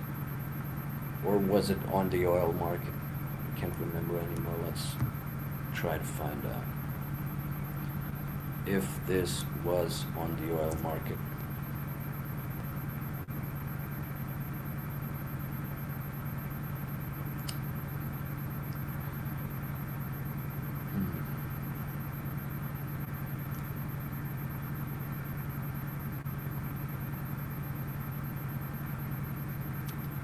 Nope, I guess it wasn't here as well.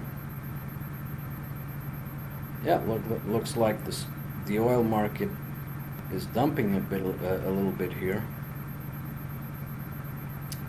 Yeah, this would be hard to to try to find edge in here. Maybe, I guess this would be a potential trade here. This kind of pattern here. So yeah, this would be it. So this was the kind of pattern that people should take a look at. So once again, we broke to the upside, we had the retest, and then it went higher. And then it got rejected again. Then it got lower to lower lows, and then here in this, it found heavy support around this area here. Then it went up, lower low, higher highs, lower lows. Well, this is still not a lower low because it still has to go lower than this so that it can turn into a lower low, and we have the confirmation of the downtrend. It is not confirmed yet, but if it breaks this area here, then we are in an official downtrend again.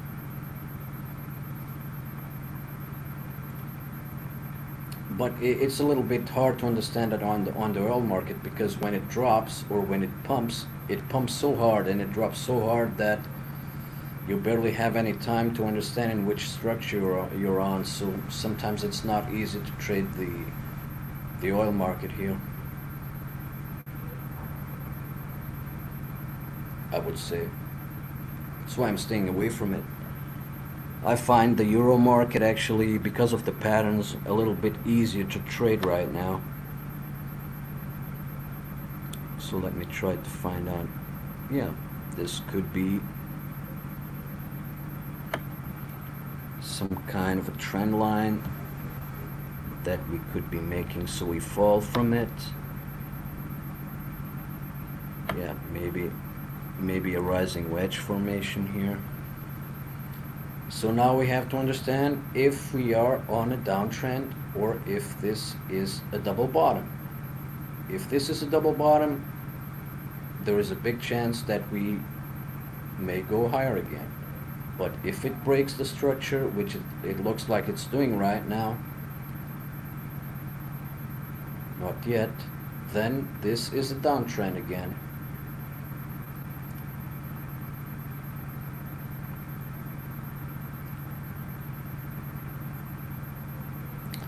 So let me take a look at what the euro is actually doing.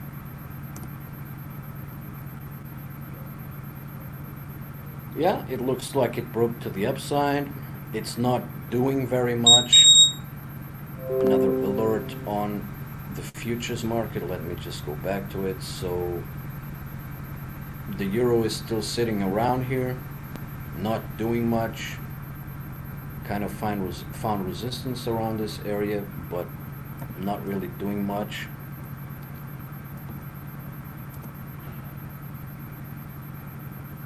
So let me take a look at the Dow Jones futures market.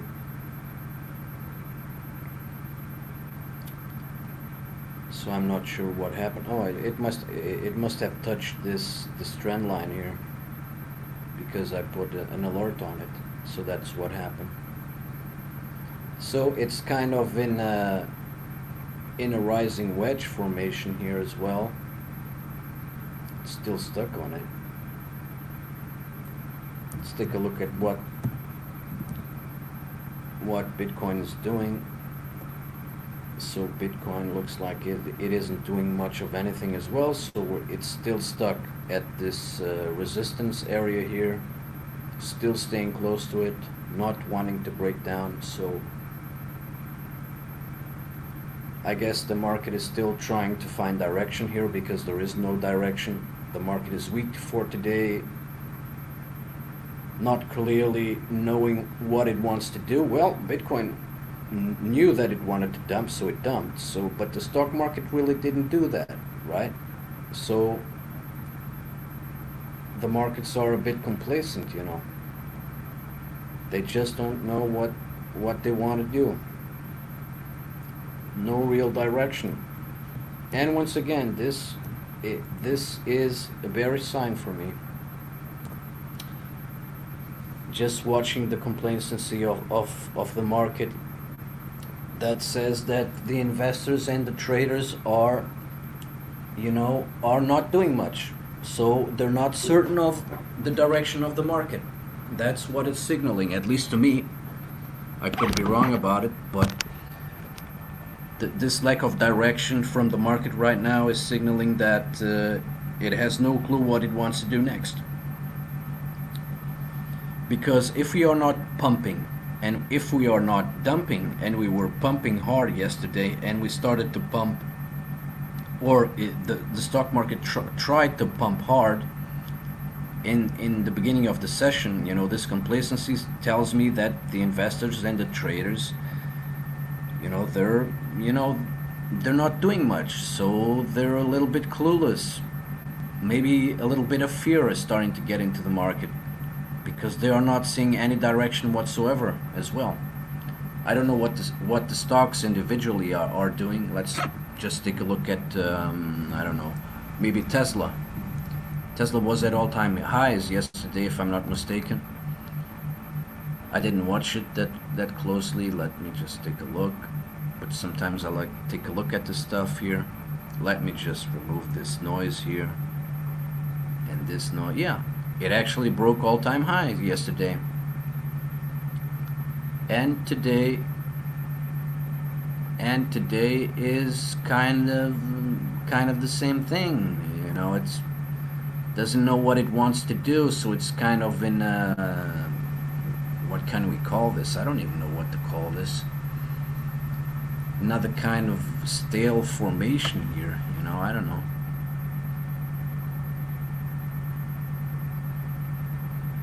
I really don't know what to call it or what the chart it. Yeah, it's looks kind of a little bit of a pennant formation here.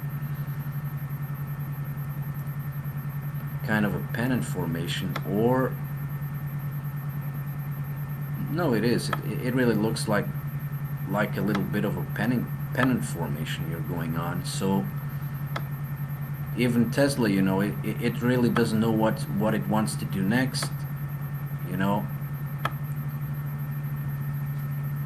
So once again, there are two possibilities here. It could dump to the upside or dump to the downside, but there is lacking of direction here. The market doesn't really know what it wants to do. So the investors are not certain of what to think about the stock market right now because nobody is buying or selling. There is volume in here, but there is volume, but like I said, guys, there's lack of direction in the market. So let me take a look at Amazon. What Amazon is actually doing. I think they broke all-time highs as well yesterday, right? Or no? Let me just check here.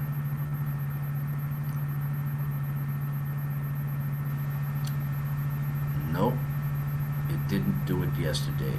It did that a while back. So when was that? So take a look at the 5-minute chart. Yeah, even in the 5-minute chart, there's not much going on. So the market is clearly directionless. It doesn't know what it wants to do. The traders are clueless of what is going on. Maybe, like I said, they're starting to get a little bit fearful about the world economy and possible another breakout of the pandemic, because that's all over the news, and I know that the algorithms pick that stuff up. So yeah, I don't know what to think of it. The market just isn't moving. It's not doing anything at all, right? It's in a lack of direction right now. Let's go back to Bitcoin again. Let's go to Bitcoin. Bitcoin, what is Bitcoin doing? Bitcoin is actually breaking to the downside a little bit. So we didn't break this lower low level here yet, so that tells me that we're not in a downtrend yet as of right now. That could change as well. So let me take a look at Euro USD.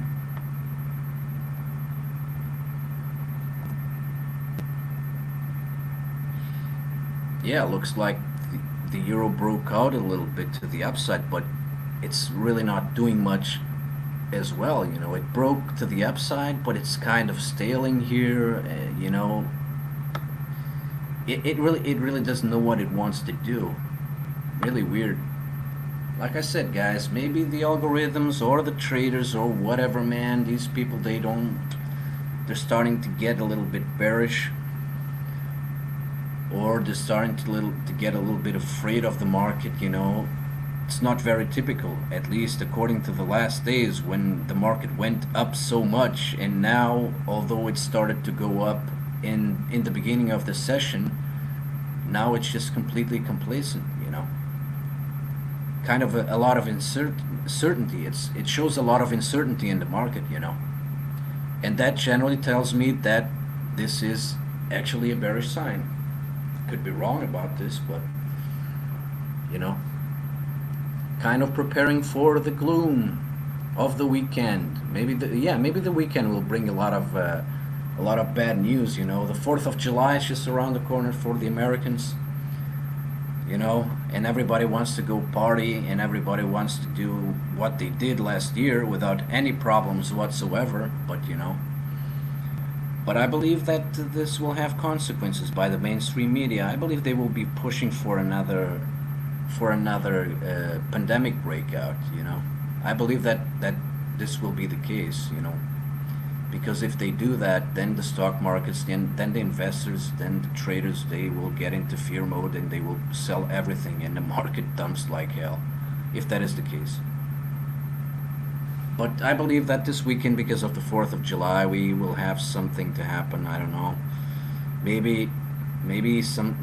I believe that, yeah, something is about to brew this weekend around the 4th of July. I don't know if it is on the 4th or on the 5th, but yeah, something is brewing, guys. Something is brewing. Everything is too quiet, even in the market. So the calm before the storm.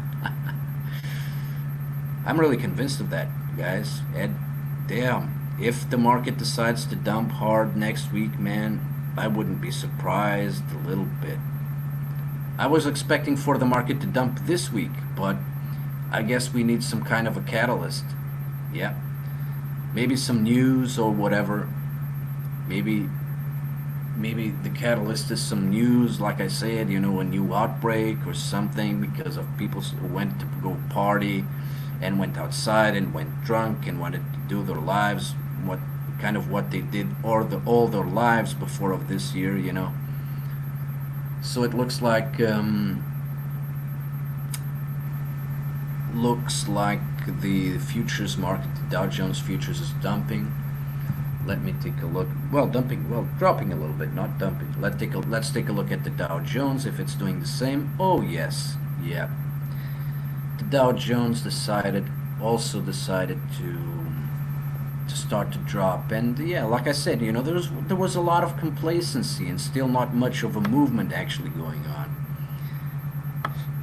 So I believe that the market is, or the market participants, or the traders, or whatever, man, I think that they are uncertain about the market. That's why little movement is happening right now. So if they are uncertain about the market, this should be actually a bearish scenario here.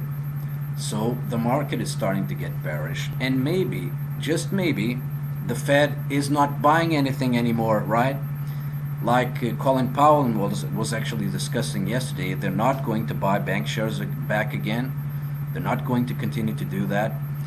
So I believe that the money printer is turned off, and maybe today is the day. So right now, as we see the complacency in the market, because it looks like there are no buyers here. And if there are no buyers, right, the market can't move, because the sellers, the people that are already bearish, they're just waiting for it to dump. So somebody has to give.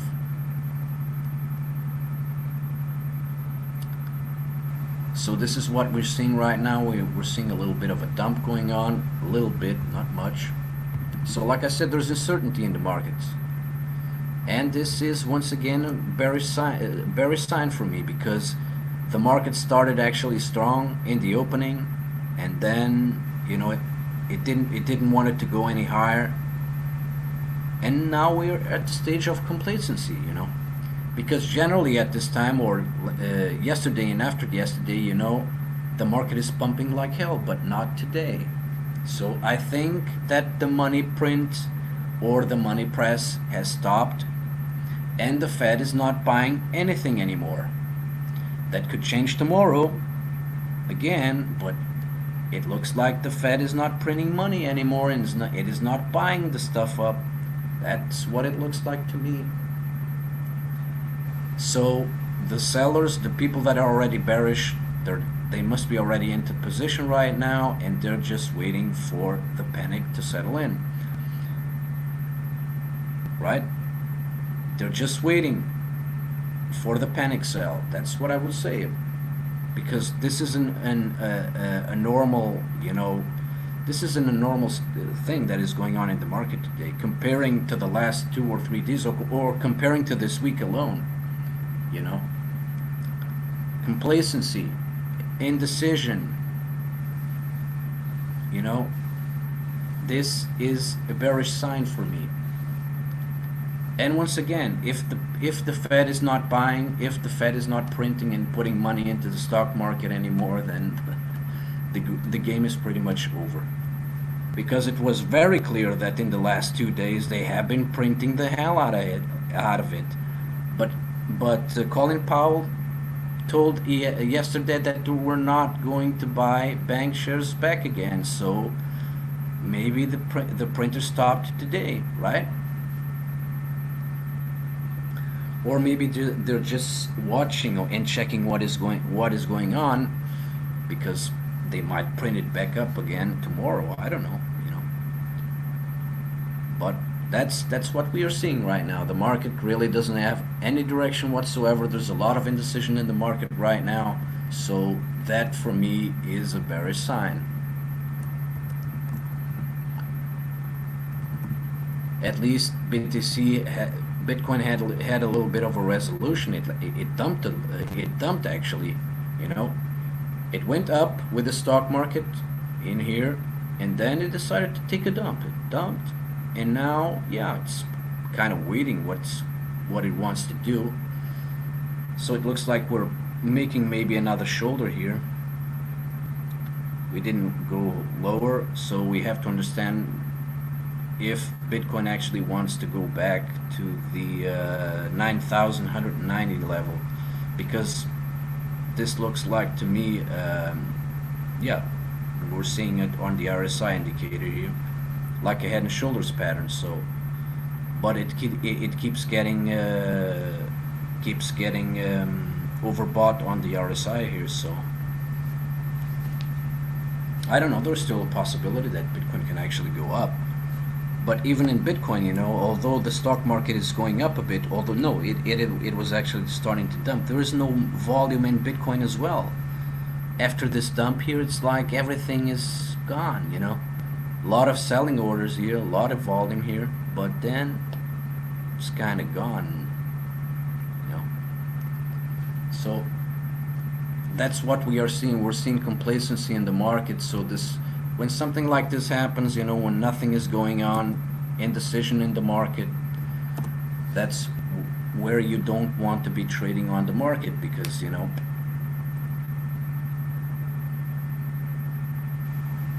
although this pattern is still playing out, maybe I should get into this trade a while ago. I didn't because of the complacency of the market, and I'm still not sure, because it's really not moving much at all, right? It's not really moving much at all, so I don't know. But a lot of indecision in the market. So let's take a look at the international market as well. Let me take a look at the DAX, the German stock indicator, the German index. So even the DAX actually opened higher, like we can see here, and it's still higher. Weird as well. So, but although it pumped up a little bit, looks like it also doesn't know what's going to do in it, and the market is already closed. So the market has closed. It closed to the upside. So a positive day after it broke up this channel here, this rising channel. It's still struggling to get back up, right? So let me try to find out in what kind of a structure we're in here. If this is a rising wedge as well.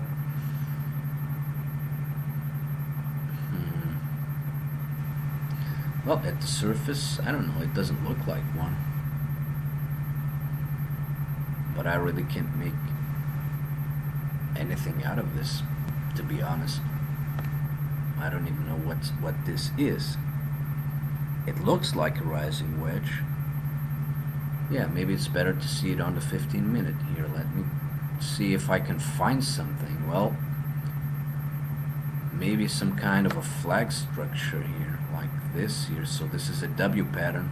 I'm actually spotting a W pattern. Maybe some kind of a flag formation here. I don't know.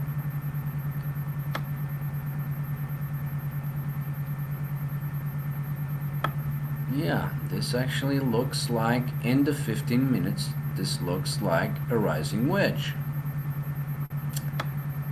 That's what I would say it looks like. It looks like a rising wedge here. So,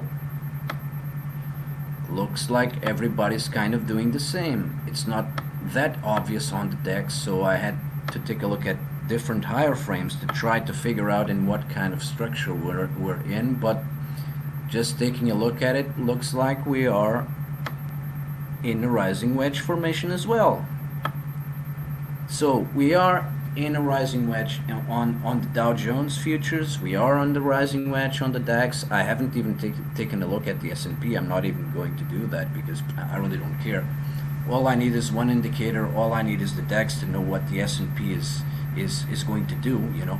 There's only a price difference there, but kindly they do basically the same thing together. So I won't even bother taking a look at the S&P. What I might take a look is taking a look at the Nasdaq, because the Nasdaq is, you know, is kind of on steroids. The Nasdaq is on steroids right now, or was. I still believe it is, because, you know, making all-time highs, you know. The Nasdaq is the kind of the alien of the stock market. Look at this shit here, right?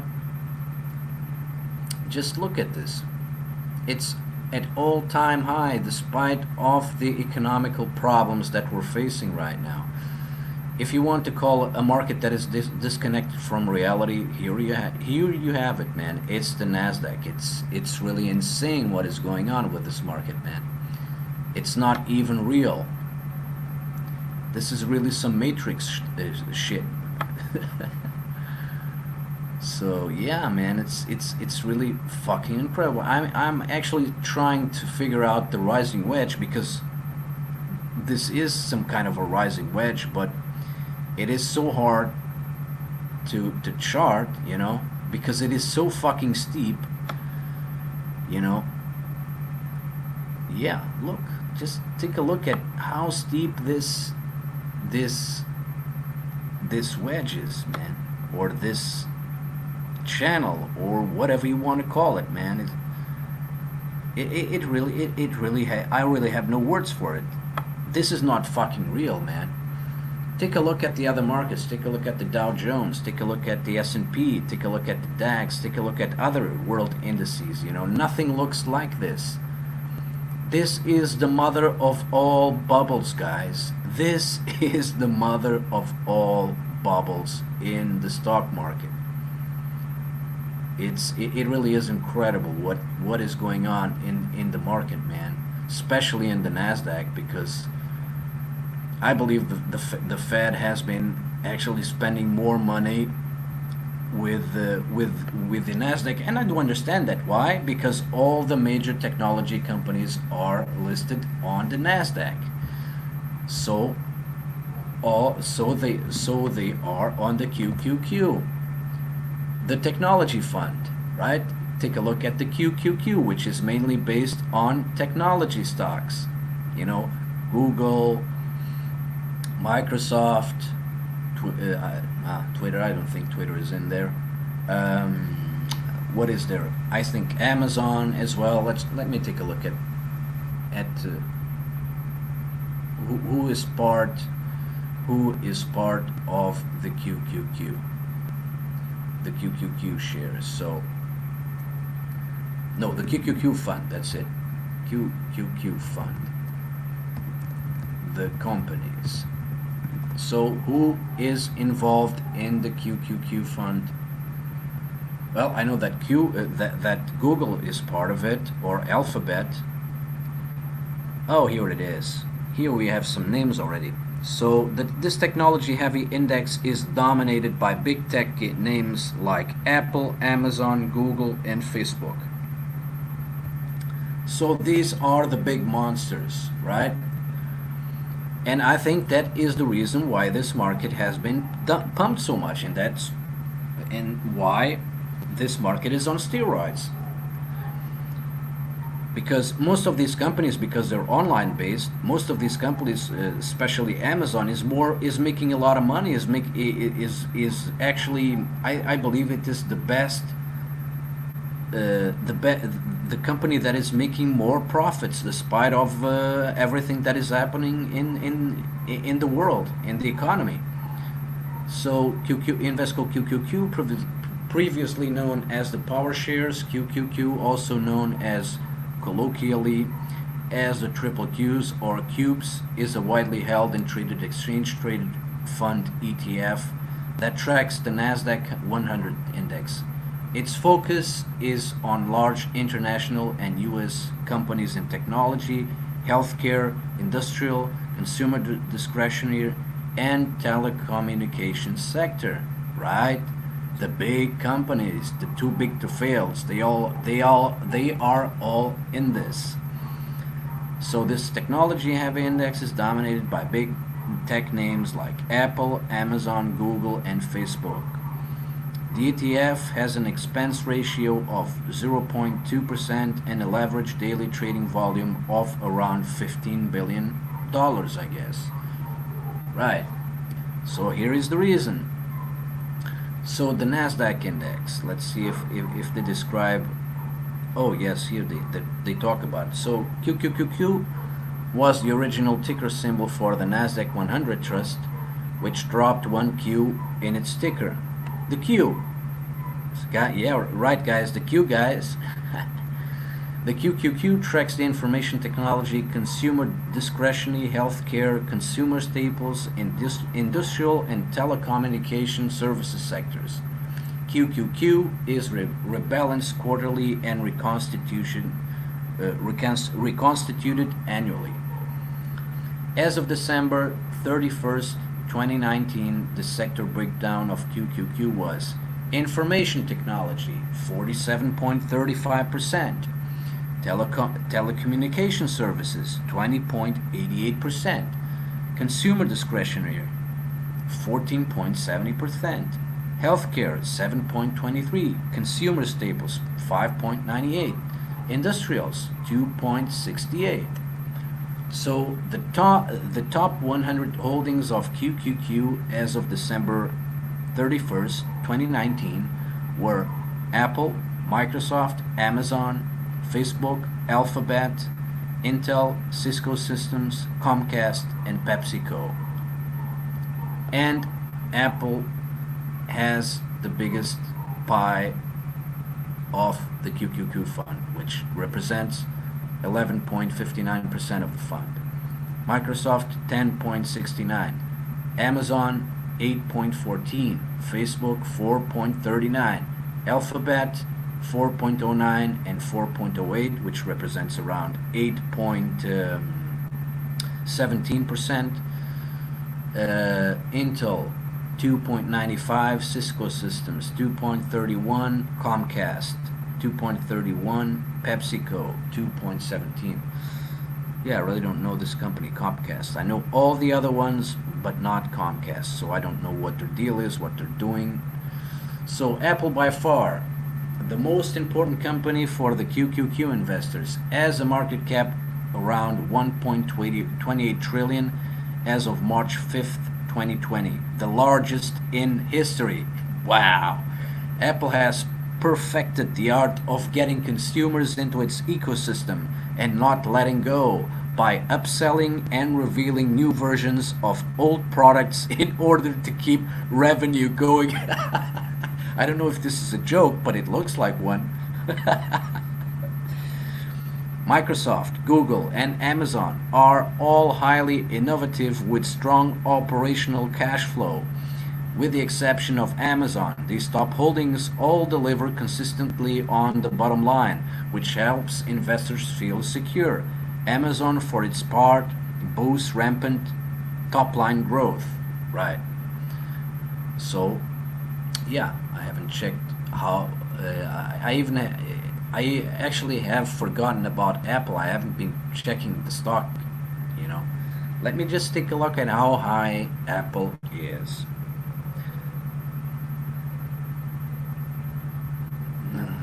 Yeah, man. So, are you loading or what? So let's take a look at the. You already take a look at the QQQ. So now let's take a look at Apple.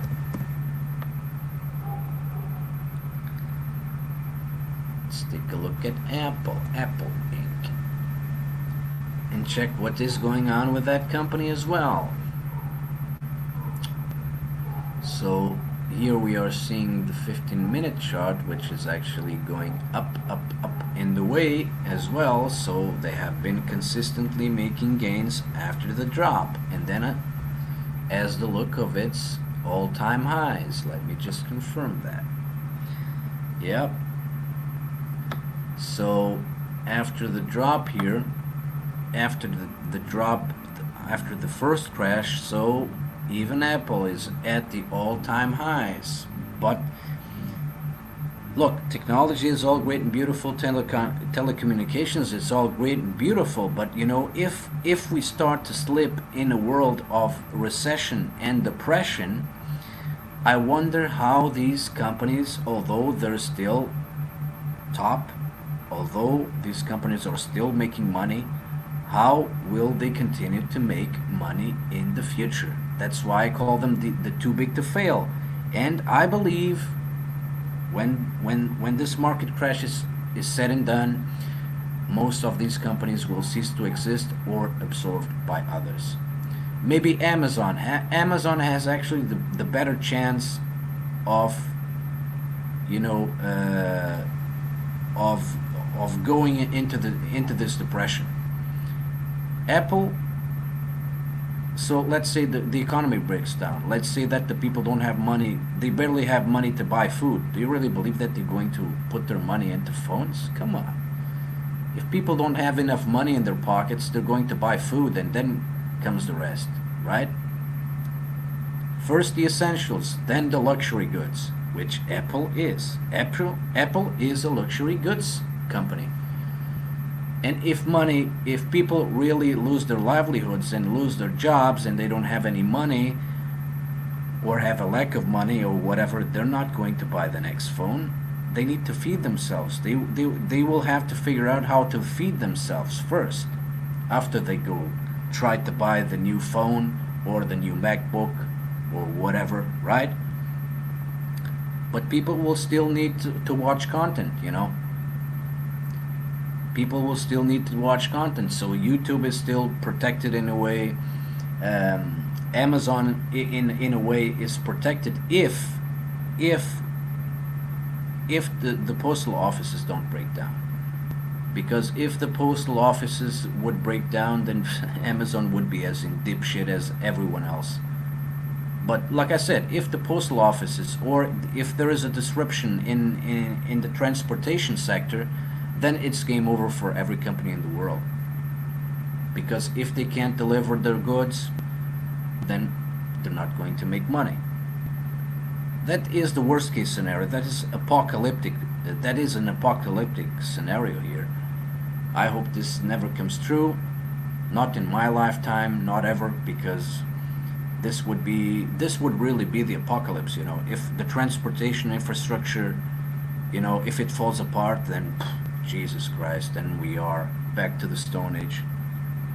That would be the worst thing that could happen to humanity. Because, yeah, we too much dependent on the internet. We're too dependent on these gadgets, on technology, man. Well, I guess we would have to live like cavemen again, but we would survive anyway.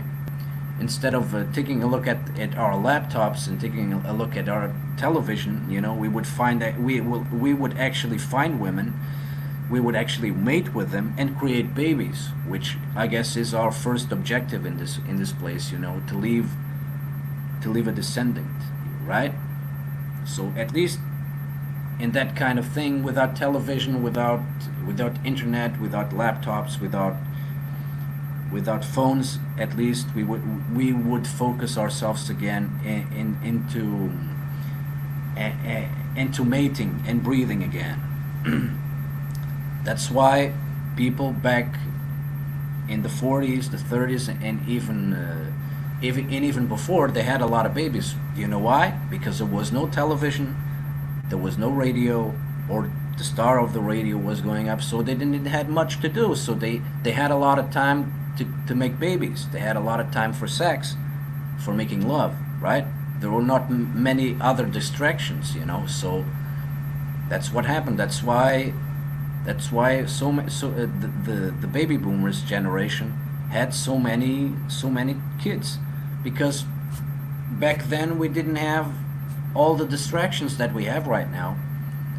These people went to work. They would go to work. They would come back to have their meals. They weren't watching television. They weren't turning on their laptops. There was nothing like that back then. So that's why they procreated, right?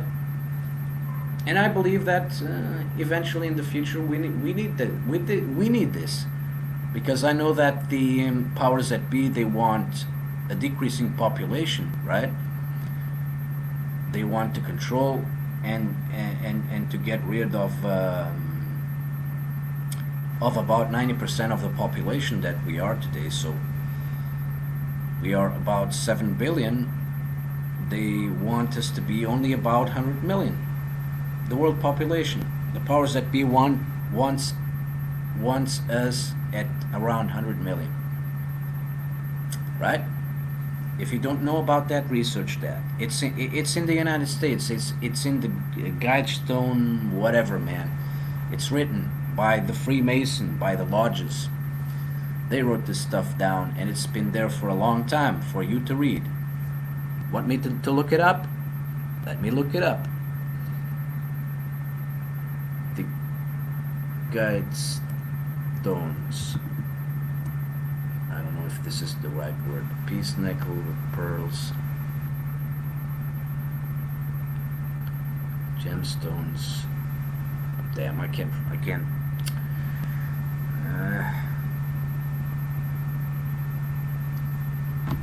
I forgot where it is.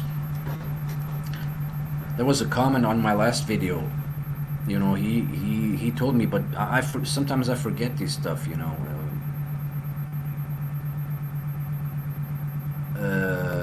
Population control, Freemasons.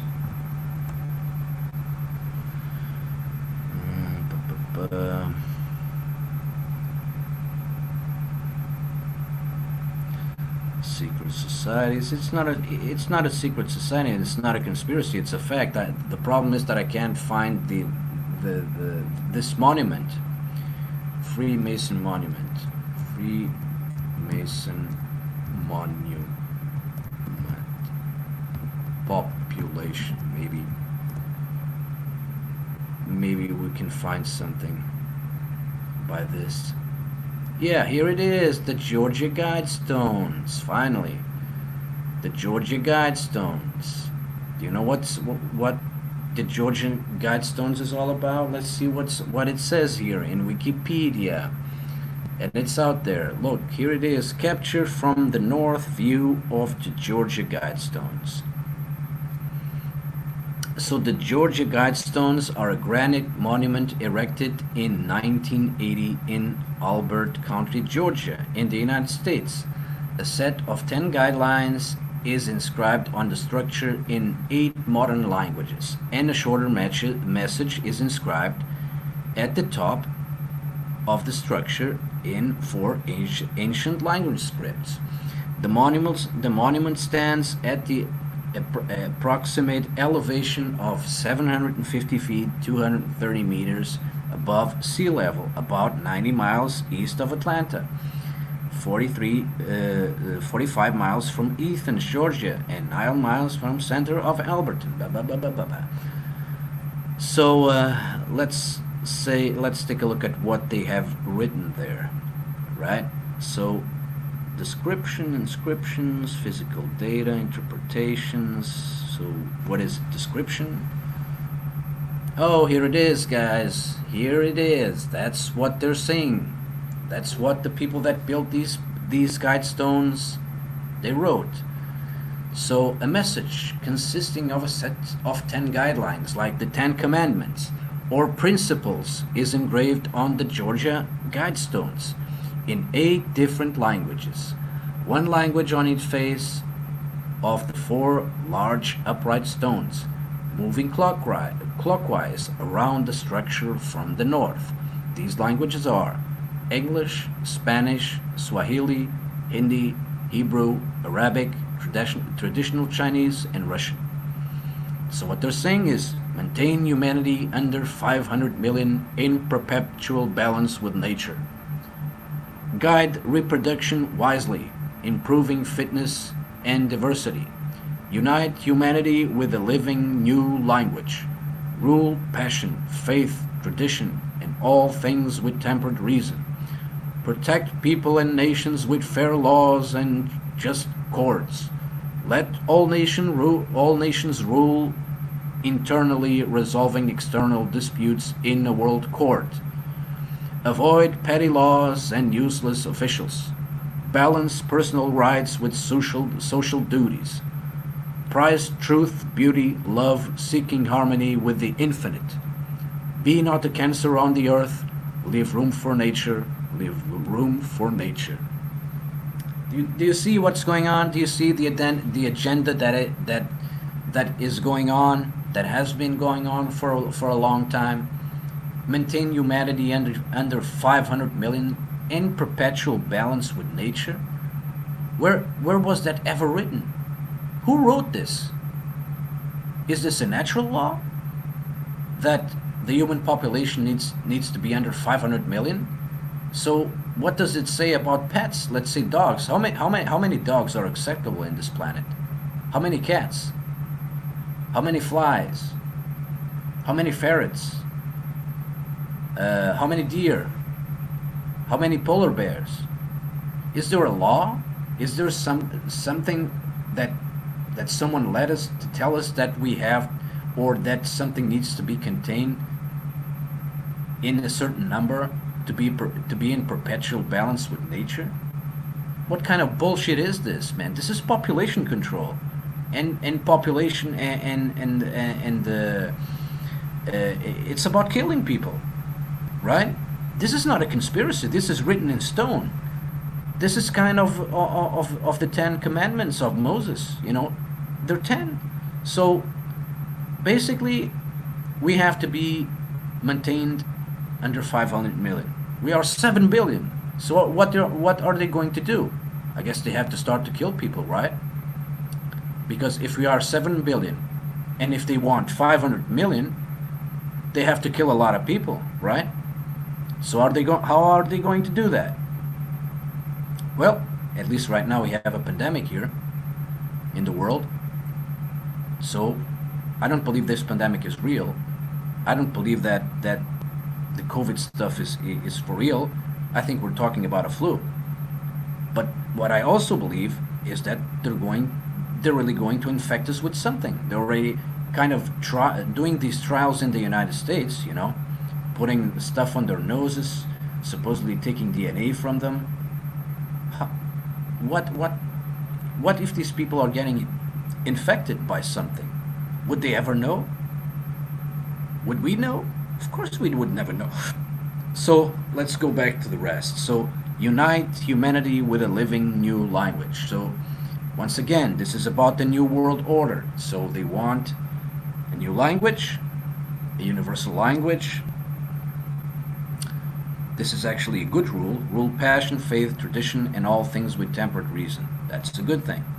Protect people and nations with fair laws and just courts. Well, we never seen that throughout humanity and throughout civilization. I think we never had that, and we never will. According, if they go through with this, it's going to be even worse. Look, like they say here on the sixth one, let all nations rule internally, resolving external disputes in a world court. So, right? In a world court. So what do we want? Do they want? One world government, one world court, one world religion, one world language, and one world currency. Does that look like something good and fair to you? I don't think so, guys. So once again, another good thing. Avoid petty laws and useless officials. Look at the laws they're passing right now, or the guidelines that we're passing, that we have to stay at home, that we have to use masks to go outside and to go about our lives. Does that seem fair to you? Does these laws, because they're not laws yet, but they will be in the future if we let them, these are guidelines, but they act like laws because they can find us. They can find us if we don't obey if we don't obey with these guidelines. Avoid petty laws and useless officials. I would consider what's going on right now, the people that are creating these rules and laws. I think that's what's going on already here. Prize truth, beauty, love, seeking harmony with the infinite. Well, I agree with the truth, the beauty, and the love stuff, but seeking harmony with the infinite? What does that even mean? What is an infinite? What is this? Seeking harmony with the infinite? What the fuck is this, man? What the fuck is the infinite? So, according to a definition, the infinite never ends. So, are we trying to seek harmony with something that never ends, that is perpetual for all eternity? What is that? Eternal life? What is that? So be not a cancer on the earth. Leave room for nature. Leave room for nature. I agree with all that, but the bottom line is, the reality is that the earth will do just fine, with or without us. That is the truth. We are the ones that need air to breathe. The earth can just exist without nothing. The earth could be a could be just a mass of water, or just a mass of land, completely sterile, and the earth would continue to exist. I know that we have to take better care of the earth. We have to stop doing the pollution stuff. That I agree with. But that's all about. Do you know what it's all about? It's be not the cancer of the earth. Leave room for nature. Leave room for nature. This is about the global warming stuff, guys. That's what it's all about. Because they want to label us. So basically, these scientists are blaming us for the global warming because we breathe out CO2. That's how insane this is. So we are at fault for the global warming. But if you take a look at real data, and data that goes back for a long time, you will start to understand that there is no global warming whatsoever. There are deviations in temperatures, there are little temperature deviations in decades, in centuries, but it's not what they tell us it is. That the world is going to end soon because the planet or the Earth is warming too fast. It's a bunch of bullshit, guys. It's all bullshit. I found the data. I know scientists that talk about this stuff. There are documents out there talking about this stuff and talking about the real science, not the pseudoscience that they talk about. It's all bullshit, guys. I found these documents and I found the people that talked about them. You know, so you should do the same.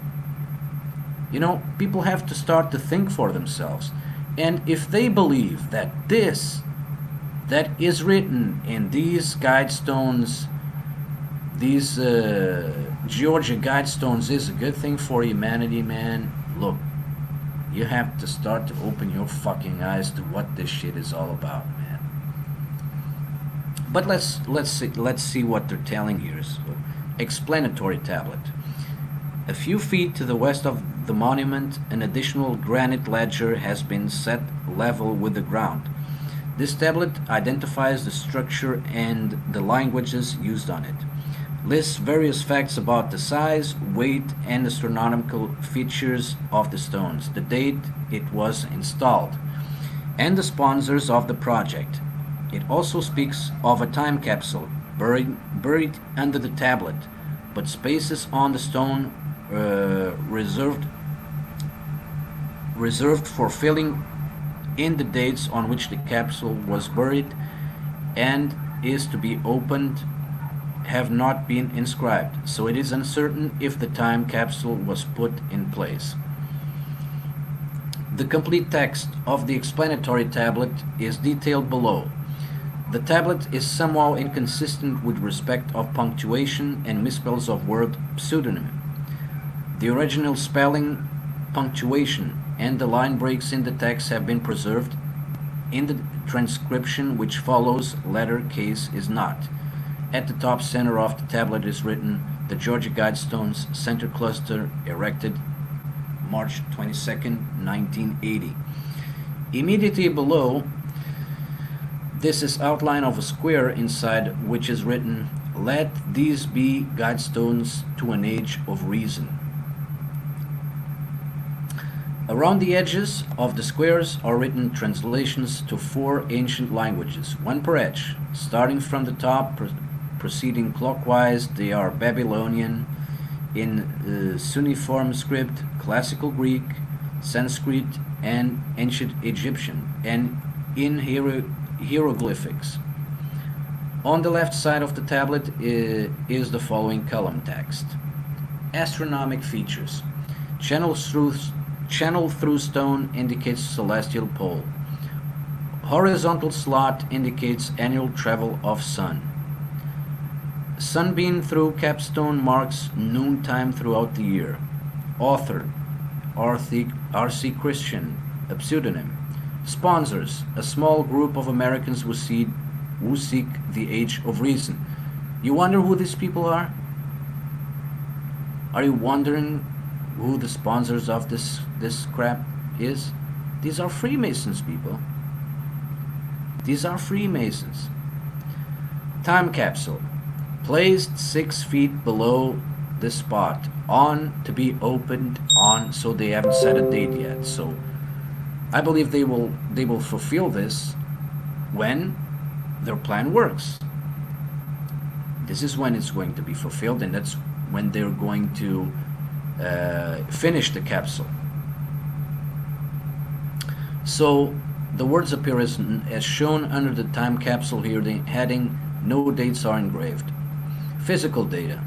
On the right side of the tablet is the following column of the text metric conversions added. Well, they talk about the length and the overall weight and whatever. So the astronomical features, we have interpretations here.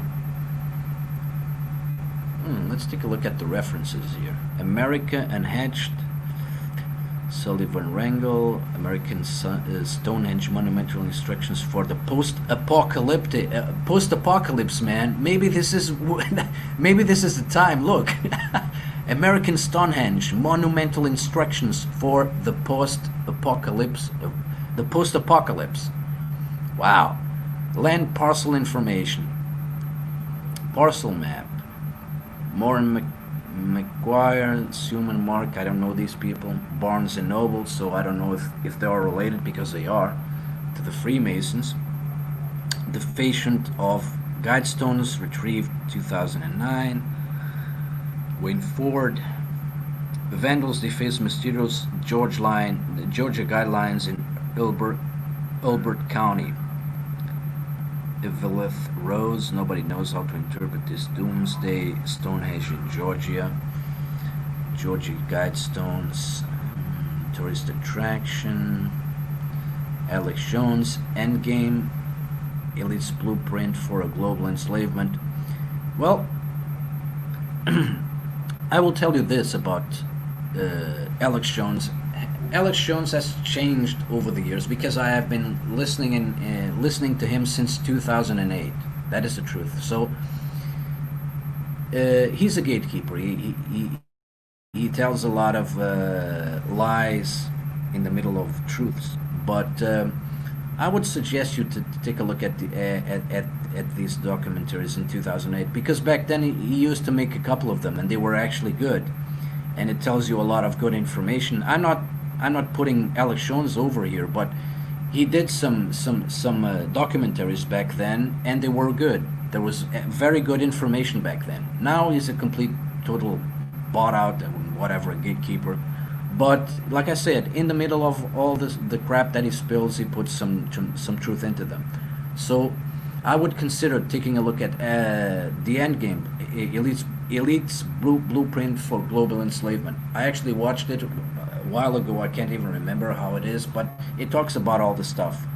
So we have another one, Endgame, Alex Jones, YouTube, 24th of December. Well, it's gone now. You can't watch it. He's banned on YouTube. Apocalypse in Georgia, Bad Meltzer's Decoded, episode 110, February 3rd, 2011. So there are many people, or more people, talking about these Georgia Guidestones. But I would recommend you to try to find out this Alex Jones documentary, Endgame, Elite's Blueprint for Global Enslavement. Because the truth is, Alex Jones made this documentary in 2008, and it hasn't been more played out than in this year, man. In 2020, they're really trying to pull this, man. It's really fucking incredible, but they're really trying to pull this shit off.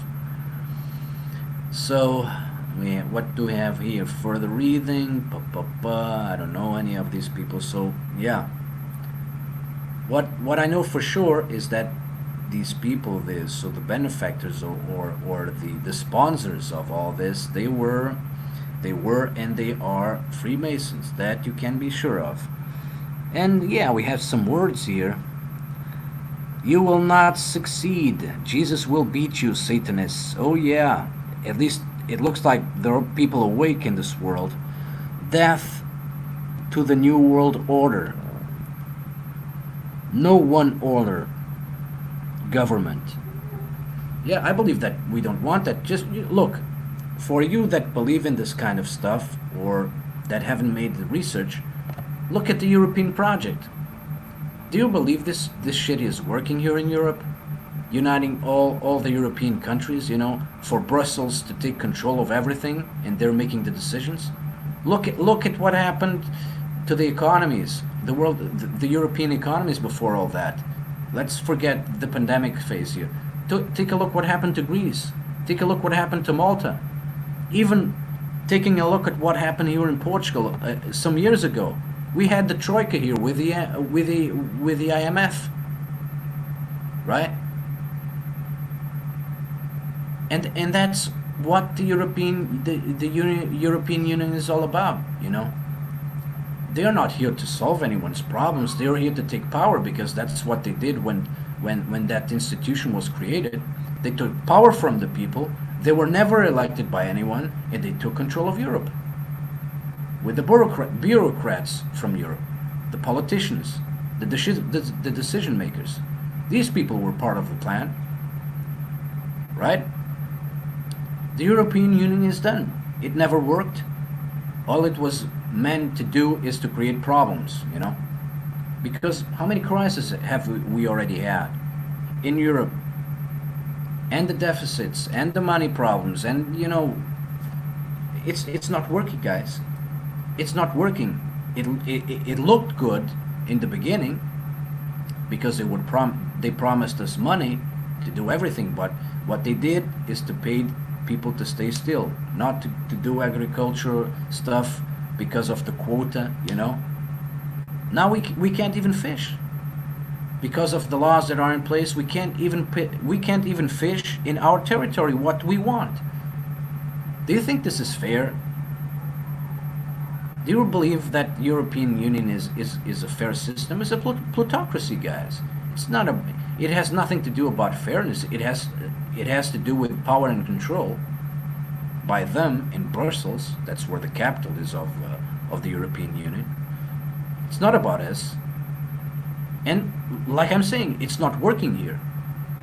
It didn't work in the USSR, right?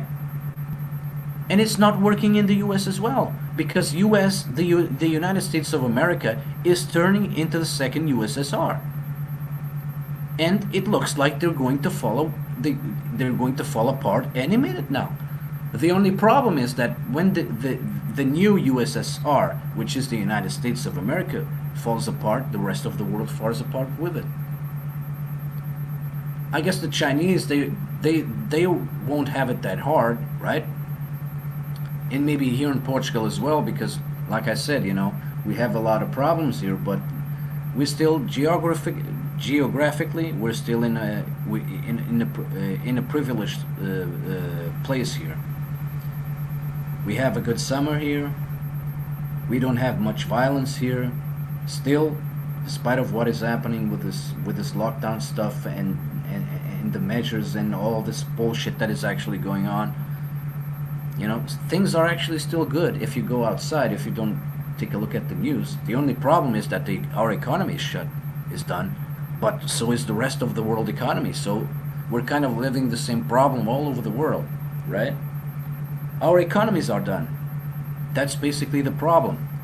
But it is a minor problem if we fix this. And the first thing that we have to do to fix this is to walk away from the current economic system.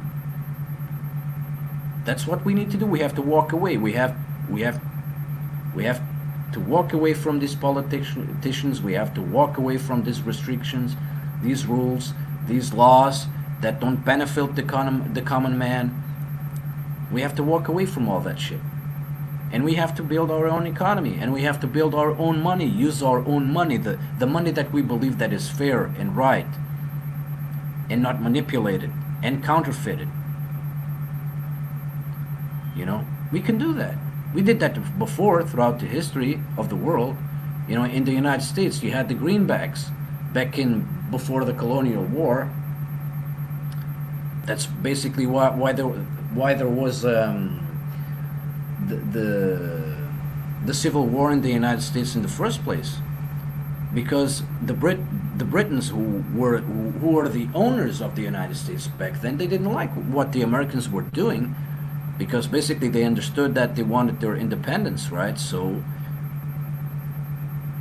the British didn't want that. The United States was a British colony, and by some people it still is.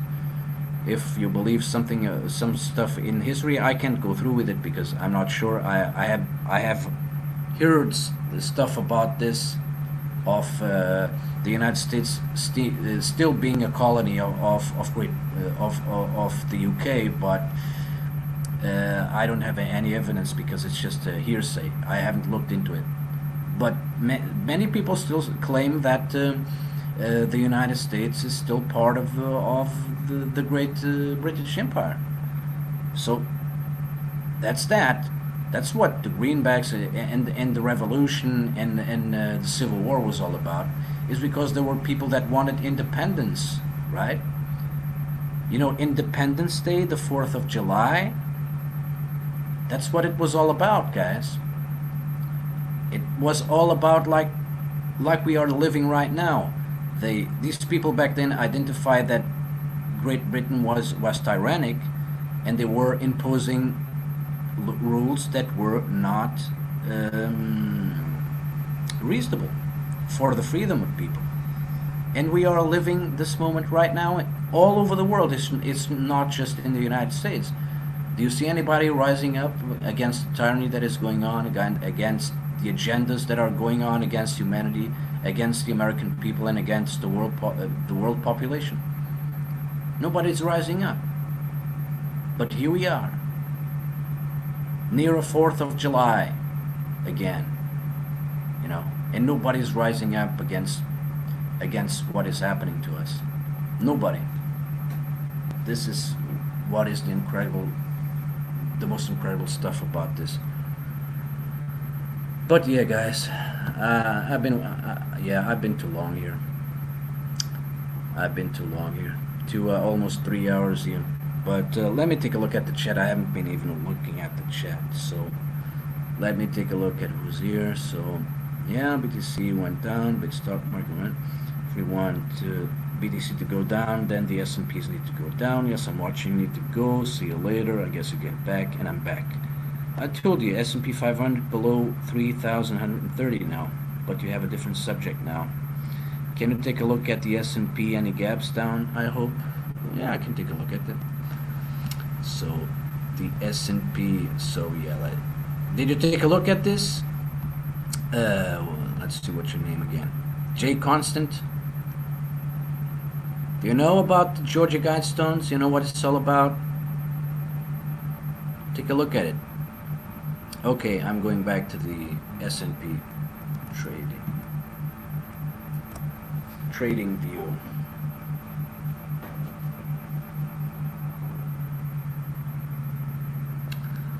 So let me take a look at the S&P. So let me see what you were talking about. Can you take a look at the S&P 500? Any gaps down, I hope? I'm not certain, but I haven't been taking a look at the S&P. I only take a look at the Dow Jones, and taking a look at the Dow Jones, I see all the market. You know, it's kind of looking at the S&P as well. The only market different here is the Nasdaq. Nasdaq on steroids. So you wanted to know if there was any gaps here? If the S&P was showing any gaps? I think it is when it opened. But let me take a look. Look, there was a gap. Today, it has been filled already. So this gap has been filled.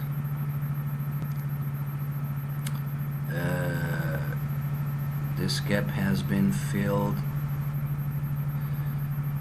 Yeah. Wait, there's a gap here as well. So this gap was filled, right? So it went to the upside and then it went down. But yeah, but this gap is still need to be filled, right? Yeah. Or no? Is this gap filled here? Because we had kind of another gap in the middle of another gap. So, and here is another one. So are these gaps filled here?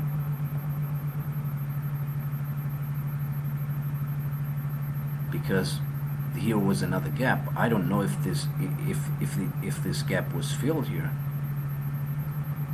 So we have this one, which I still don't know if it was filled or not, because there was another gap. Or was it filled? Maybe it was. Yeah, I guess it was. Yep, just taking a look from here to here, here. So it closed. It closed. Let me just go back. Yeah, it closed in the ticker. So this gap is closed. What about this one? Is this one closed?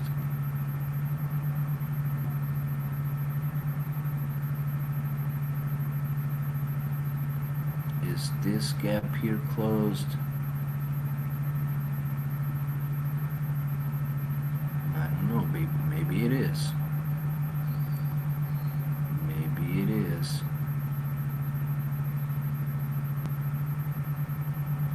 Maybe it is. So you want to see gaps? Oh, I will show you gaps. gaps on the downside. Oh, I will show you some in the Dow Jones. I don't know if the S&P. Look how many gaps there are down here. You seeing this? You seeing these gaps here? Look at this one, like the Dow Jones. This was never filled. This is still out here on the lows at 2,342.3. There's still this gap that needs to be filled. The same thing goes to the Dow Jones. I took a look at this a while back as well. So we still have some lows that need to be filled when the market crashed. Here, look, this gap is not filled yet as well, you know. So we still have some major gaps here to be filled, man. I am thinking I am thinking what you say for years, but I found out life wasn't getting better for me because people thought I was crazy, and I found myself more and more isolated. So I took the red pill. Yes, I know what it is about, but nobody listens to me. Yeah, great constant. Look, I was also in the same boat as you, man. I have been a loner for all my life, you know. I have a couple of friends, I know a couple of people that have wakened up, but the reality is that most of the people, they're still living in this fantasy, in the world that we're living right now. And yeah, I feel you, man, because I know what you're talking about. It's like this for many of us, you know. It has been like this for many of us, and I believe because of the situation that we're in right now, because of all these measures and these confinements and the social distancing thing, more people are starting to wake up than they ever did before, because it's starting to affect them, and people start to question themselves. They start to think. They start to impose questions. They start to think to themselves, what the hell is going on? Why do we need to do this? Why are these laws coming out? Why do we need to stay at home? Why do we have to use masks? Why are they imposing us to get vaccinated? Why are they imposing us to be tracked? You know, why? And people are starting, because of what is happening, you know, people are starting to question what is going on, because they do understand that something is not right here, and some people are starting to wake up because of it. Yes, I know what it's about, but nobody listens to me. Yeah, man, I look, I know what you're going through, man, because it's basically the same thing for all of us, especially, you know, when we know that, you know, 90% of the family, the people that you know, they don't care about stuff. They don't care about this stuff because they have their lives, you know. Most of these people, they can't even start to realize or understand or even imagine the stuff that we talk about or that we read about in documents and books and whatever, because, like I said, this information is out there everywhere, you know, but people don't care, and most of the people, they don't want to care.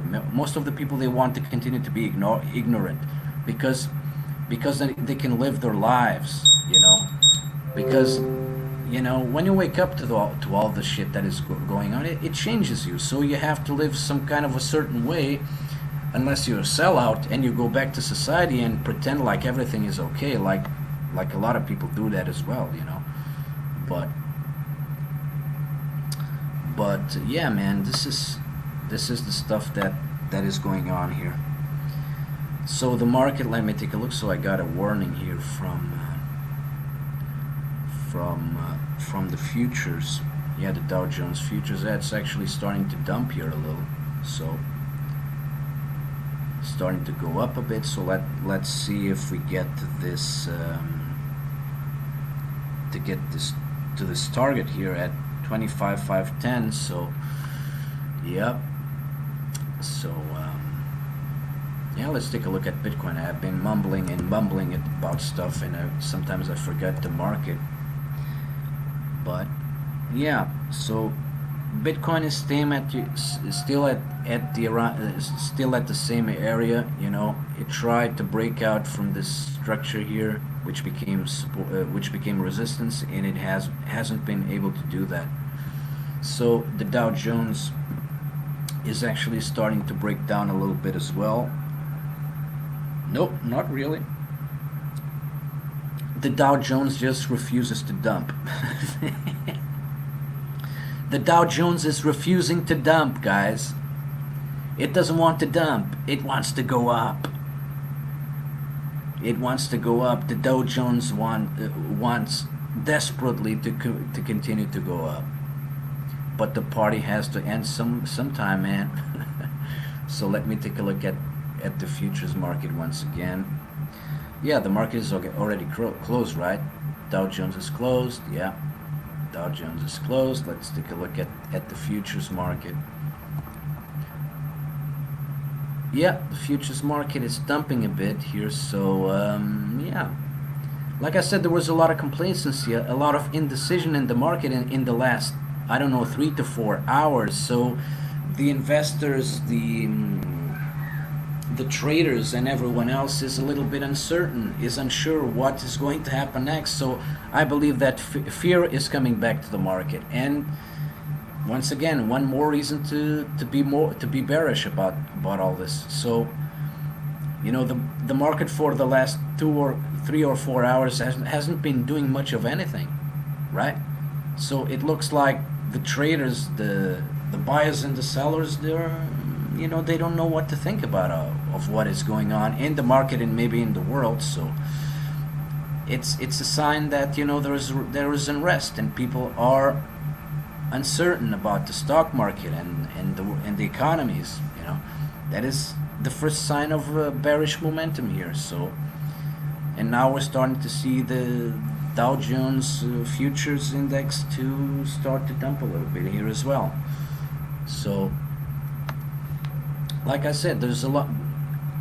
Today was the most uncertain day that I have seen, because I think since the beginning of the week, the market has been just euphoric, euphoric with the rises and everything. But today it looks like it's fading, and maybe the Fed stopped buying the stuff as well. So I don't know. Maybe that's the case here, because once again, there's not much happening today on the stock market. So in Bitcoin, we had this pump with the stock market, and then it dumped. We found a low here at 89.38, and we have just been hovering this 9,044 area, not really wanting to break to the upside. So there's a lot of resistance here. I was actually counting on a on a head and shoulders pattern, which never happened. So I guess I can take this away now. So yeah, this is basically what the market is doing. It's not doing much of anything. A lot of indecision, a lot of uncertainty from the investors. At least that's what I believe is happening in the market right now. There's a lot of uncertainty going on. So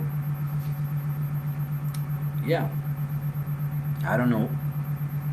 So we have this kind of a pennant formation here is going on as well. So this could be another bearish move here, because a pennant formation, it's kind of a continuation pattern, and the continuation pattern is down, right? So although we had this kind of a dump here, and then we came back to the same level. So V-shaped recovery, which is a failed V-shaped recovery, because we're still not recovering, So this could be just a signaling that the dump is just beginning here on Bitcoin, on the Bitcoin market. So we just have to wait and see. The market is closed for now, so we're not going to get much of anything. So that's what's going on, I believe.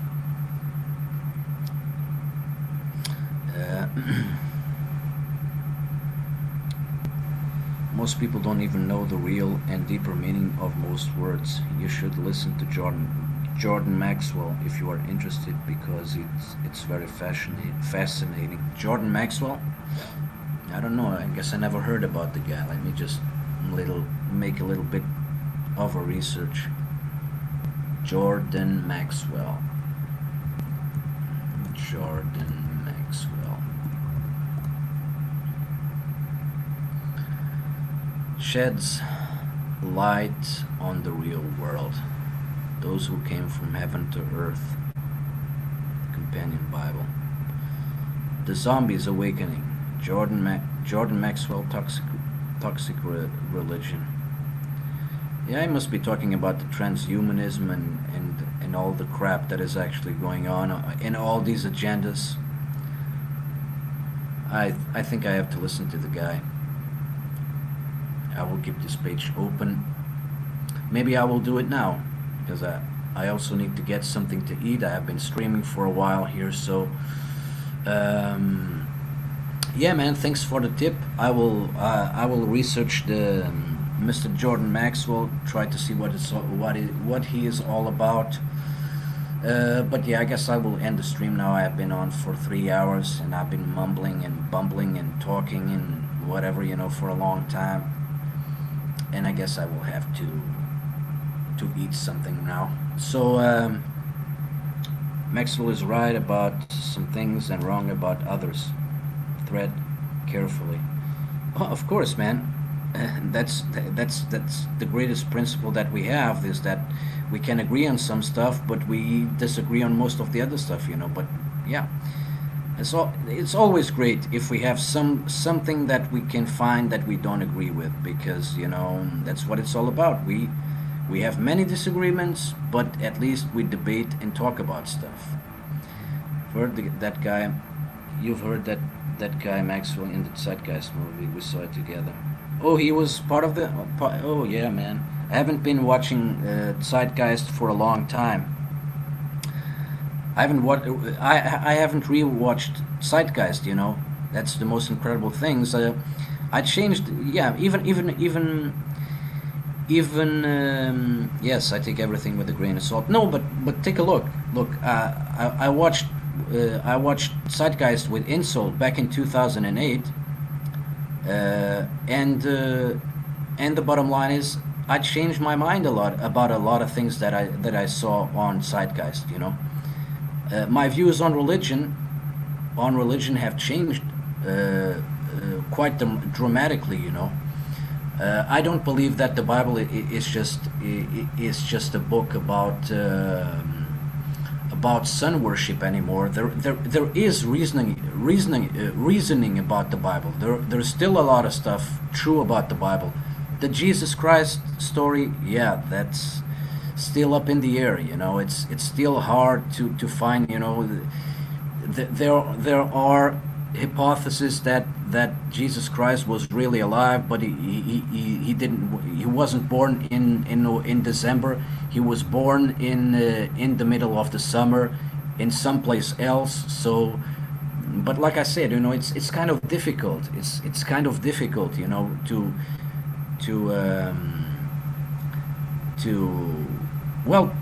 try to find facts that Jesus Christ was really here. That's my point. I still haven't found it, and I still haven't found the people that present it to me. But that's it. Yes, I take everything with a grain of salt, or else I get depressive. IDD Zeitgeist religion part was very eye-opening for me. No, we have to understand something, and even George Carlin is quoted in there, and he is absolutely right. Look, religion is mind control. Religion is used by men and the controllers to control the mind and to control the people. Because a religion written by man is no religion. It's just a fucking cult. And in that part, he was completely right. So it looks like Jesus Christ or God, is omnipresent and does everything right. He always knows anything, but he can't handle money, like George Carlin used to say. And I'm watching George Carlin's stuff again, man. I like the guy, man. The guy was really a truth seeker, behind all this comedy and his philosophy, man. The guy really knew what the fuck what he was talking about in his comedy and in his jokes, man. It's really incredible, man. The Bible encapsulates thousands of years of metaphorical substract that holds the basis of our morality and ethics. Yes, I believe in that as well. I believe that there are a lot of truths because we still have to combine how's it does it call the New Testament from the Old Testament, and there are apostles that were left from the Bible. You know, I know that I haven't been reading that much, but I listen to a lot of people explaining that stuff, and the Bible left a lot of stuff, a lot of disciples, and a lot of tales out from the original version. So there's a lot more to it. Let's say it like that. Carlin is one of my heroes. Yeah, man. Look, I have been watching Carlin since the Zeitgeist. When I watched the movie The Zeitgeist, man, that's where I was presented the first time to George Carlin, and the man, you know, he was a visionary, man. He was a philosopher. He told the truth in the middle of his comedy and his jokes, man. And the guy knew what was going on, man. He was the best. He was really the best, man. George Carlin, yeah, respect to that man. Unfortunately, is not living amongst us anymore. There are many theories that, you know, that the elites killed him. But let's face it, guys. George Carlin lived a long life. He died in his, I don't know, late 70s, beginning of the 80s. So he lived his life how he wanted to live his life. So that's what is important, man. Fortunately, he gave up on us, on society, and his later years. Carlin just started to hate us, American public. No, that's what he says. Even in his interviews, he became just a watcher. You know, he was you know, he completely got away from the emotional. So he, like he was saying in some interviews, he was just there for the ride to watch the freak show happening. And I understand why he felt like that, you know, because when you start to understand how this world really works. And look, he worked in Hollywood, man. He worked in the show business. He knows everything about it because I don't know. He still has his books. I hadn't read his book, The Brain Droplings and everything like that. Don't you think that he knew about everything what's going on in Hollywood and the show business and everything like that? Of course he gave up on us. Do you know why? Because he saw that the signs were everywhere, but still nobody was willing to wake up, and that's what he was presenting on these live shows, on these live gigs. Because yeah, he started to make fun of the people. He started to make fun of the American people because, like he said, you know, nobody was willing to give up, to wake up. So he didn't give a fuck. But in a way, he gave the fuck. That's why we had his comedy. That's why we have his books, and he's still talking about it. You know, all the shit, all the knowledge, all the experience, the life experience that he passed on, he left it to us.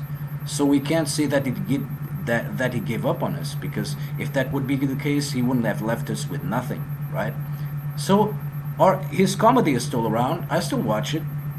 I'm still entertained by the stuff that he says, and once again, as more that I watch, that I listen to him, as more I understand that he was completely right, man.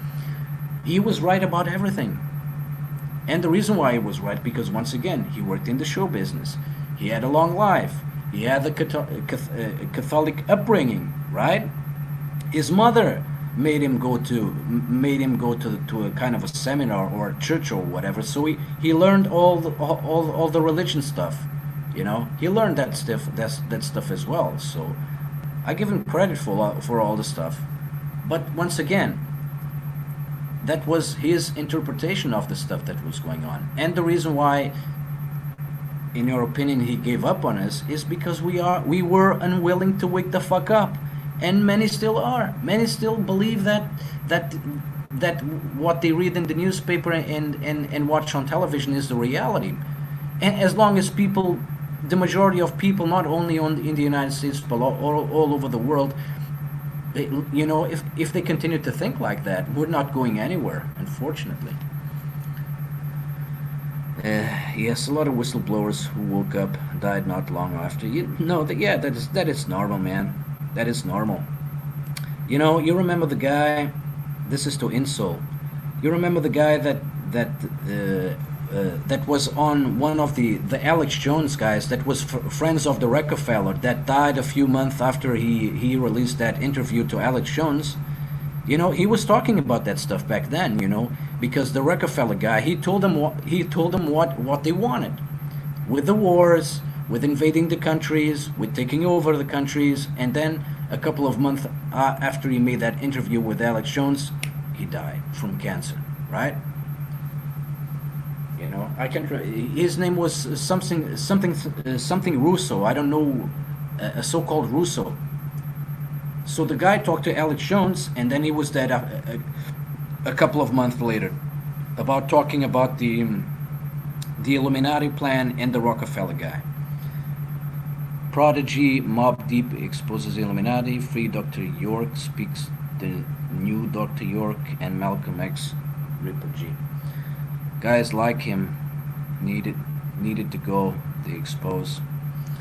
Yeah, man. But like I said, you know, in regards of George Carlin, look, he was already in I don't know how old he was when he died, but he was in the 80s, man. He was already maybe in the late 70s, in the 80s. Let me just take a look at how old George Carlin was when he died.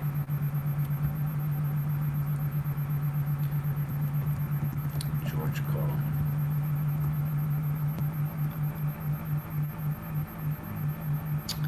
So yeah, he died in 2008. So he was born in 1937. Man, I need a calculator to know how old he was. So he died. So 2008 minus 1937.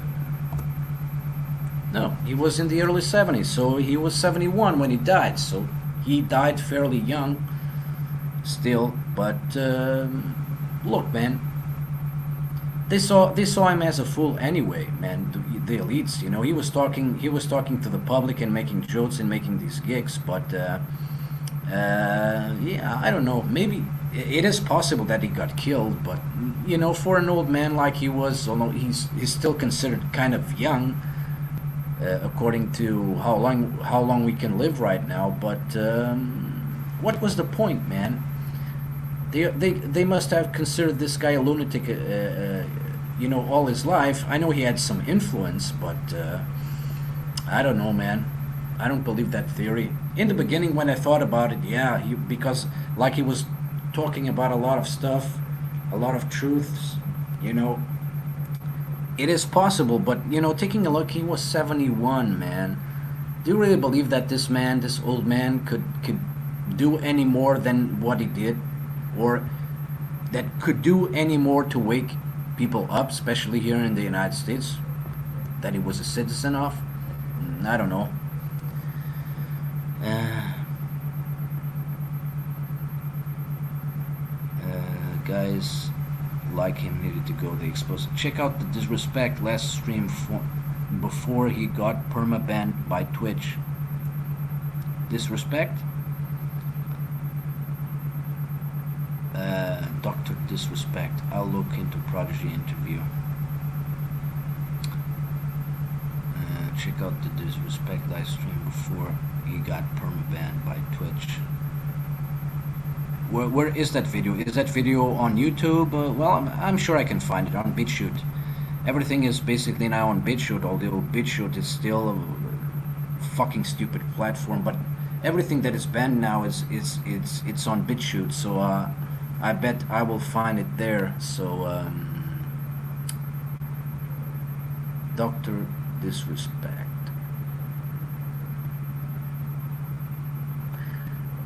Dr. Disrespect. Twitch. Oh, this guy. Yeah, I heard about him. I watched some videos on YouTube about him. So Dr. Disrespect finally breaks the silence on Twitch ban. Rises more questions than we might never find out why Twitch banned Dr. Yeah, I remember this guy. He was kind of a fool that was into gaming and stuff. So what's the deal here? Did he woke up? Osmong Long disturbed by Dr. Disrespect last stream. So controversy. Oh, so this was recently. Yeah. Lawyers insane theory on the Disrespect Twitch ban to get I don't know what. And there's also another streamer, YouTube streamer that is gone. You know, Stefan Molyneux or whatever he's called, man. He's banned from YouTube, man. He's gone. I don't agree with Stefan's Molyneux's views about many of the stuff, but man, you know, they're basically labeling him a white supremacist and stuff like that. Man, yeah, but I really have to check this out. I need to find out the video first. So let's see if Dr. Disrespect. What was it? The last stream. Prodigy interview. I'll look into the Prodigy interview. Dr. Disrespect. Check out Dr. Disrespect live stream before he got permaban on Twitch. So let me. So Dr. Disrespect last stream. So final moments on Twitch. So let me see. I'm sorry, everyone. So this was, what was it? Was it a 10-minute video? Because I'm seeing here a video of 9:25 minutes and 10:08. Dr. Disrespect, ending of last live stream. So yeah, guys. Yeah, I will check it out. So I will end the stream right now. Hey, Insol, if you want to talk to me, you know where to reach me. You know, just send me a message on Discord, and we can talk with from there. So, but I will check this out. I will first. I need something to eat, and then I will check out Doctor.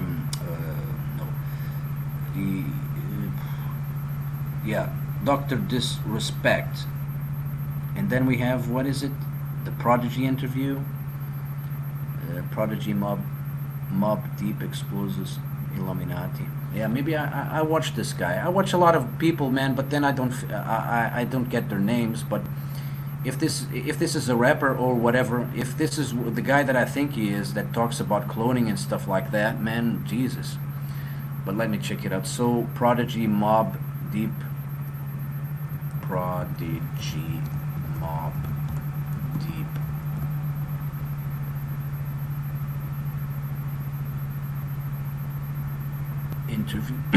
Interview. No, that's not the guy. I thought this was one of the guys, man. But look, I found a video from a rapper. You know, he was talking about cloning him and about, well, basically the same stuff. You know, that cloning was a common practice. You know, all the rich and the powerful have a clone at their disposal, man. It's incredible. Although, yeah, he didn't present any evidence whatsoever. But yeah. So I'm seeing here 2 or 3 interviews here. So we have the therapist Prodigy of Mob Deep, our 2006 interview with Prodigy of Mob Deep, this ISIS interview with Prodigy Mob Deep has an important message? Yeah. Mob Deep under 2 decades in the rap game. From social media to YouTube, Prodigy was always ahead. So was this guy off? This guy was off, right? Yeah. In 2017. Yeah, man. I get it. But yeah, man. I will kill the stream now. I'm going to eat something and then take a look at these. Take a look at the Disrespect and Prodigy Mob Deep stuff. So, guys, maybe I'll be back. I don't know. I don't think I'll be back today anymore because I have been streaming too much today. So I don't believe I'll be back today. Maybe tomorrow. Who knows? we'll see what happens. Let's see if other stuff that I find to talk about besides of the crypto space. So I'm the coin, and I'm out.